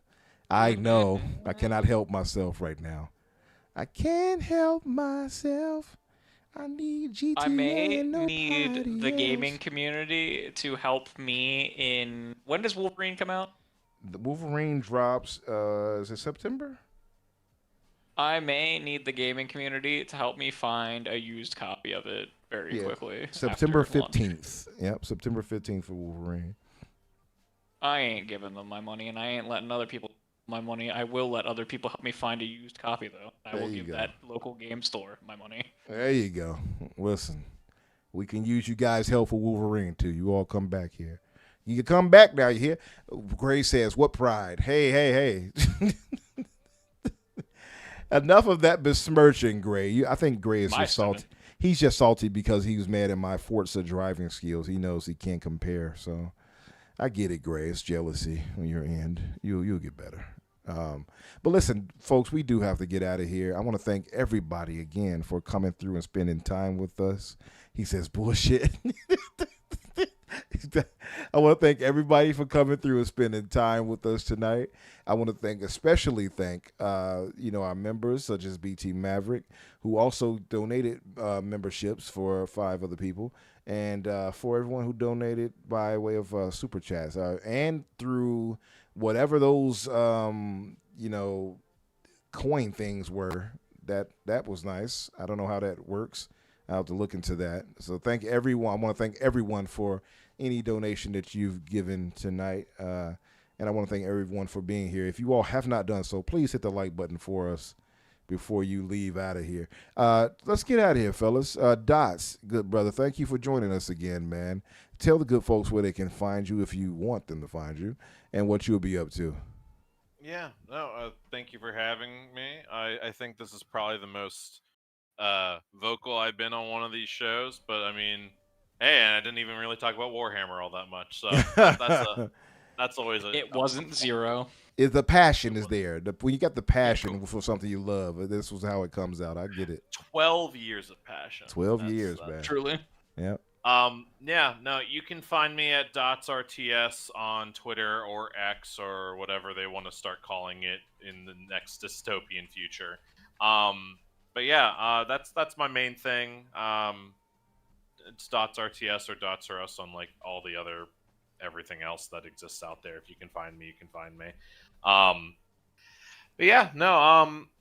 Besides doing more Destiny 2 stuff, I still have to actually finish the Star Wars campaign with one of our friends. And besides that, once again, my friend who just got back from his deployment has a lot of catching up to do. He's got 9 months of video game catching up to do. So we got Space Marine, Monster Hunter. We got all sorts of things we're going to be doing together. So, nice. Yeah. A lot of gaming in the future. I'm not gonna be happy, about a lot of these things that are happening. But that doesn't mean I'm gonna, give up on playing video games because that's something I love, and that's right. I'll just play the games I love. Hell, if things get really bad, I'll dust off the old PS2 and start playing some of the the true age of gaming back then. Don't say that. I'm gonna make you play a lot of Ratchet and Clank games. I'll do that. You finish fucking Jack 3, you bitch. Jack 3 is one of my favorites, by the way. I love Jack and Daxter. Yeah, Jack 3 is great, and you didn't get to it. You stopped at 2, and you're like, ugh, I don't really like 2. I don't really like 2. I didn't like 2. Oh, play 3, it's better. I love them all. I love Jack and Daxter. I love them all too, but 3's the I love best the of first the one. 3 The in first my one opinion. was really good. First one was great. Obviously, Naughty Dog. I platinumed the first one. Obviously, I barely made it through the second one. That final boss fight, I almost broke my PS5 controller. Okay, Oh, the final boss fight at 2 it's a whole different beast, but that's beside the point. 3 is awesome. 3 is amazing. Yeah. I'll put it on the short list. All right. Anywho, yeah. So yeah, if things go real bad, I'll bring out the PS2. I got the holy trinity of Ace Combat games all on disc, Nice. where they last forever and don't need to be connected to the internet to play. What was the last one on the PS2? Was it 6 or 5? Or which one was it? 0. 0? It was the Holy Trinity is 4, 5, and 0. 6 was when they moved to the 360. That's which was okay. really That's what weird it was. That they bounced back and forth between consoles. Yeah. Because then after 6 was Infinity, the multiplayer online game, and that was only that was on PS3 only, right? Yeah. Yes. And Except now I've been playing it on the emulator, so I can say I've actually played it before, there you and go. it has an active online community through the emulator. That's pretty dope, by I the love way. RCPCS3. That's pretty dope. By the way, so 7 was like the first official one that actually hit PC, though, right? Was it 7? Sounds right. Yeah. I thought Assault Horizon hit PC at one point, but I think I took Oh, it's like a down spinoff. from Steam. Okay, I see. Yeah. It was not technically a spinoff. No. It was Assault Horizon was a full game. What is it not part of the main series though? Because the main in series terms are of numbered, story, no. right? I'm talking about like main it was- series when I say that. It 'cause was 7, I actually think, was the because first Assault one. Horizon took place in like actual our Earth, and it was the USA versus Russia Oh. kind of scenario. I see. While everything else is in Strange Real, which is a fictional world. Yeah. USSR. But all right, brother. Thank you again. Appreciate you. Yeah. My brother Crusader, tell the good folks what you'll be up to and what you'll be playing and watching, etc. Yeah, I will be playing definitely more Destiny 2. I will definitely be playing more Final Fantasy. I'm only like 2 out. I need to play more of it. I don't know, I've been having too much fun running dungeon stuff with the boys in Destiny. You just pop on and you're like, we're running this now, and then you just go run it, and we're all reminiscent and having a good time, making new memories and remembering old. Otherwise, you can see me being gaming's sin of pride on Twitter for the next little while. That's about it. Yeah, I'm sorry, I had myself muted. I was going to say a question to both of you guys, since the whole topic was about this $80-$100 fiasco nonsense that Rockstar's pulling. If they were to announce, Sony were to announce, we can do Destiny 3 and have them make this game, but we'll be charging $80-$100, would you guys be lining up to buy it? So I would say it's more likely that they would charge a subscription fee like a regular MMO. Let's say that's not the option. Let's say it's purely $80-$100. I mean, probably, yeah, but like, there's very few franchises that I would do that for. I would do that for. I mean, for Destiny. right. If you're saying right for this Destiny. moment, with the fact that Bungie is now literally half of what they used to be. Without the staff that they have, like without like the key people who made Destiny feel like what it was, actually probably no. Your Duro's Dots is totally 100%. You're fine. Correct. 100% correct in that it wouldn't be worth it right now. They killed all the people that made Destiny. So you're telling me, you guys are telling me if they said we got AI Destiny slop. 3 coming your way, if you guys are willing to pay $80-$100, you guys would do it, even with this less of a team. I wouldn't believe that it would if they had said that before they laid people off. Yeah. Yeah. Okay. I don't believe that it would be what we'd want it to be. But that wouldn't mean you wouldn't buy it, though. It would be the equivalent of, you know how there are people who really don't like Halo now that 343/Halo Studios is running things and they haven't liked the direction it took? It's the same thing. I see. if it came out and it looked as good or better than what we have grown to expect with the franchise over the last 12 years, I would happily pay $80 to $100. Okay? I can tell you I'd be happy to do that because I spent $200 a year on expansions plus seasons plus physical collectibles just for the seasonal stuff, and then I would buy far more in the jackets and stuff like that. I'm willing to spend that money. It's just that I'm definitely not in the current state of Bungie willing to spend that money. Let's see. All right. I just wanted to I don't test. think that the game would feel right. I just wanted to test you guys' integrity. Integrity Farms. My integrity is not that I won't spend $80 to $100 on games. That's true. That's my It's integrity. like, That's there's right. like- That's true. There's like 4, maybe 5 franchises I'd be willing to spend that much money Yeah. on. Next To- Mass Effect game? Hell yeah. That's fair Next, because you would do it for Mass next- Effect.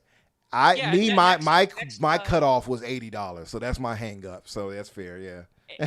Historically, Yeah. Halo, yeah, I would have done it there though. Like with Region 343, I don't know if I would or not. The next Elder Scrolls game, hell yeah, I would spend that. But we're speaking this into existence. I almost expect them to charge that for the next Elder Scrolls. I mean, I'm also gonna almost certainly get it day one on Game Pass. At this point, Unless they pull it from it. Gonna change. Yeah. They have made no signals that that's gonna change. Ace Combat 8 is $70 and its deluxe edition's $90. I'm gonna buy the fucking deluxe edition. Yeah. That's not Like, even a question. I've bought plenty of deluxe editions or But we've or ultimate seen editions. a gameplay trailer. Yeah. What a concept! Right. But Yeah.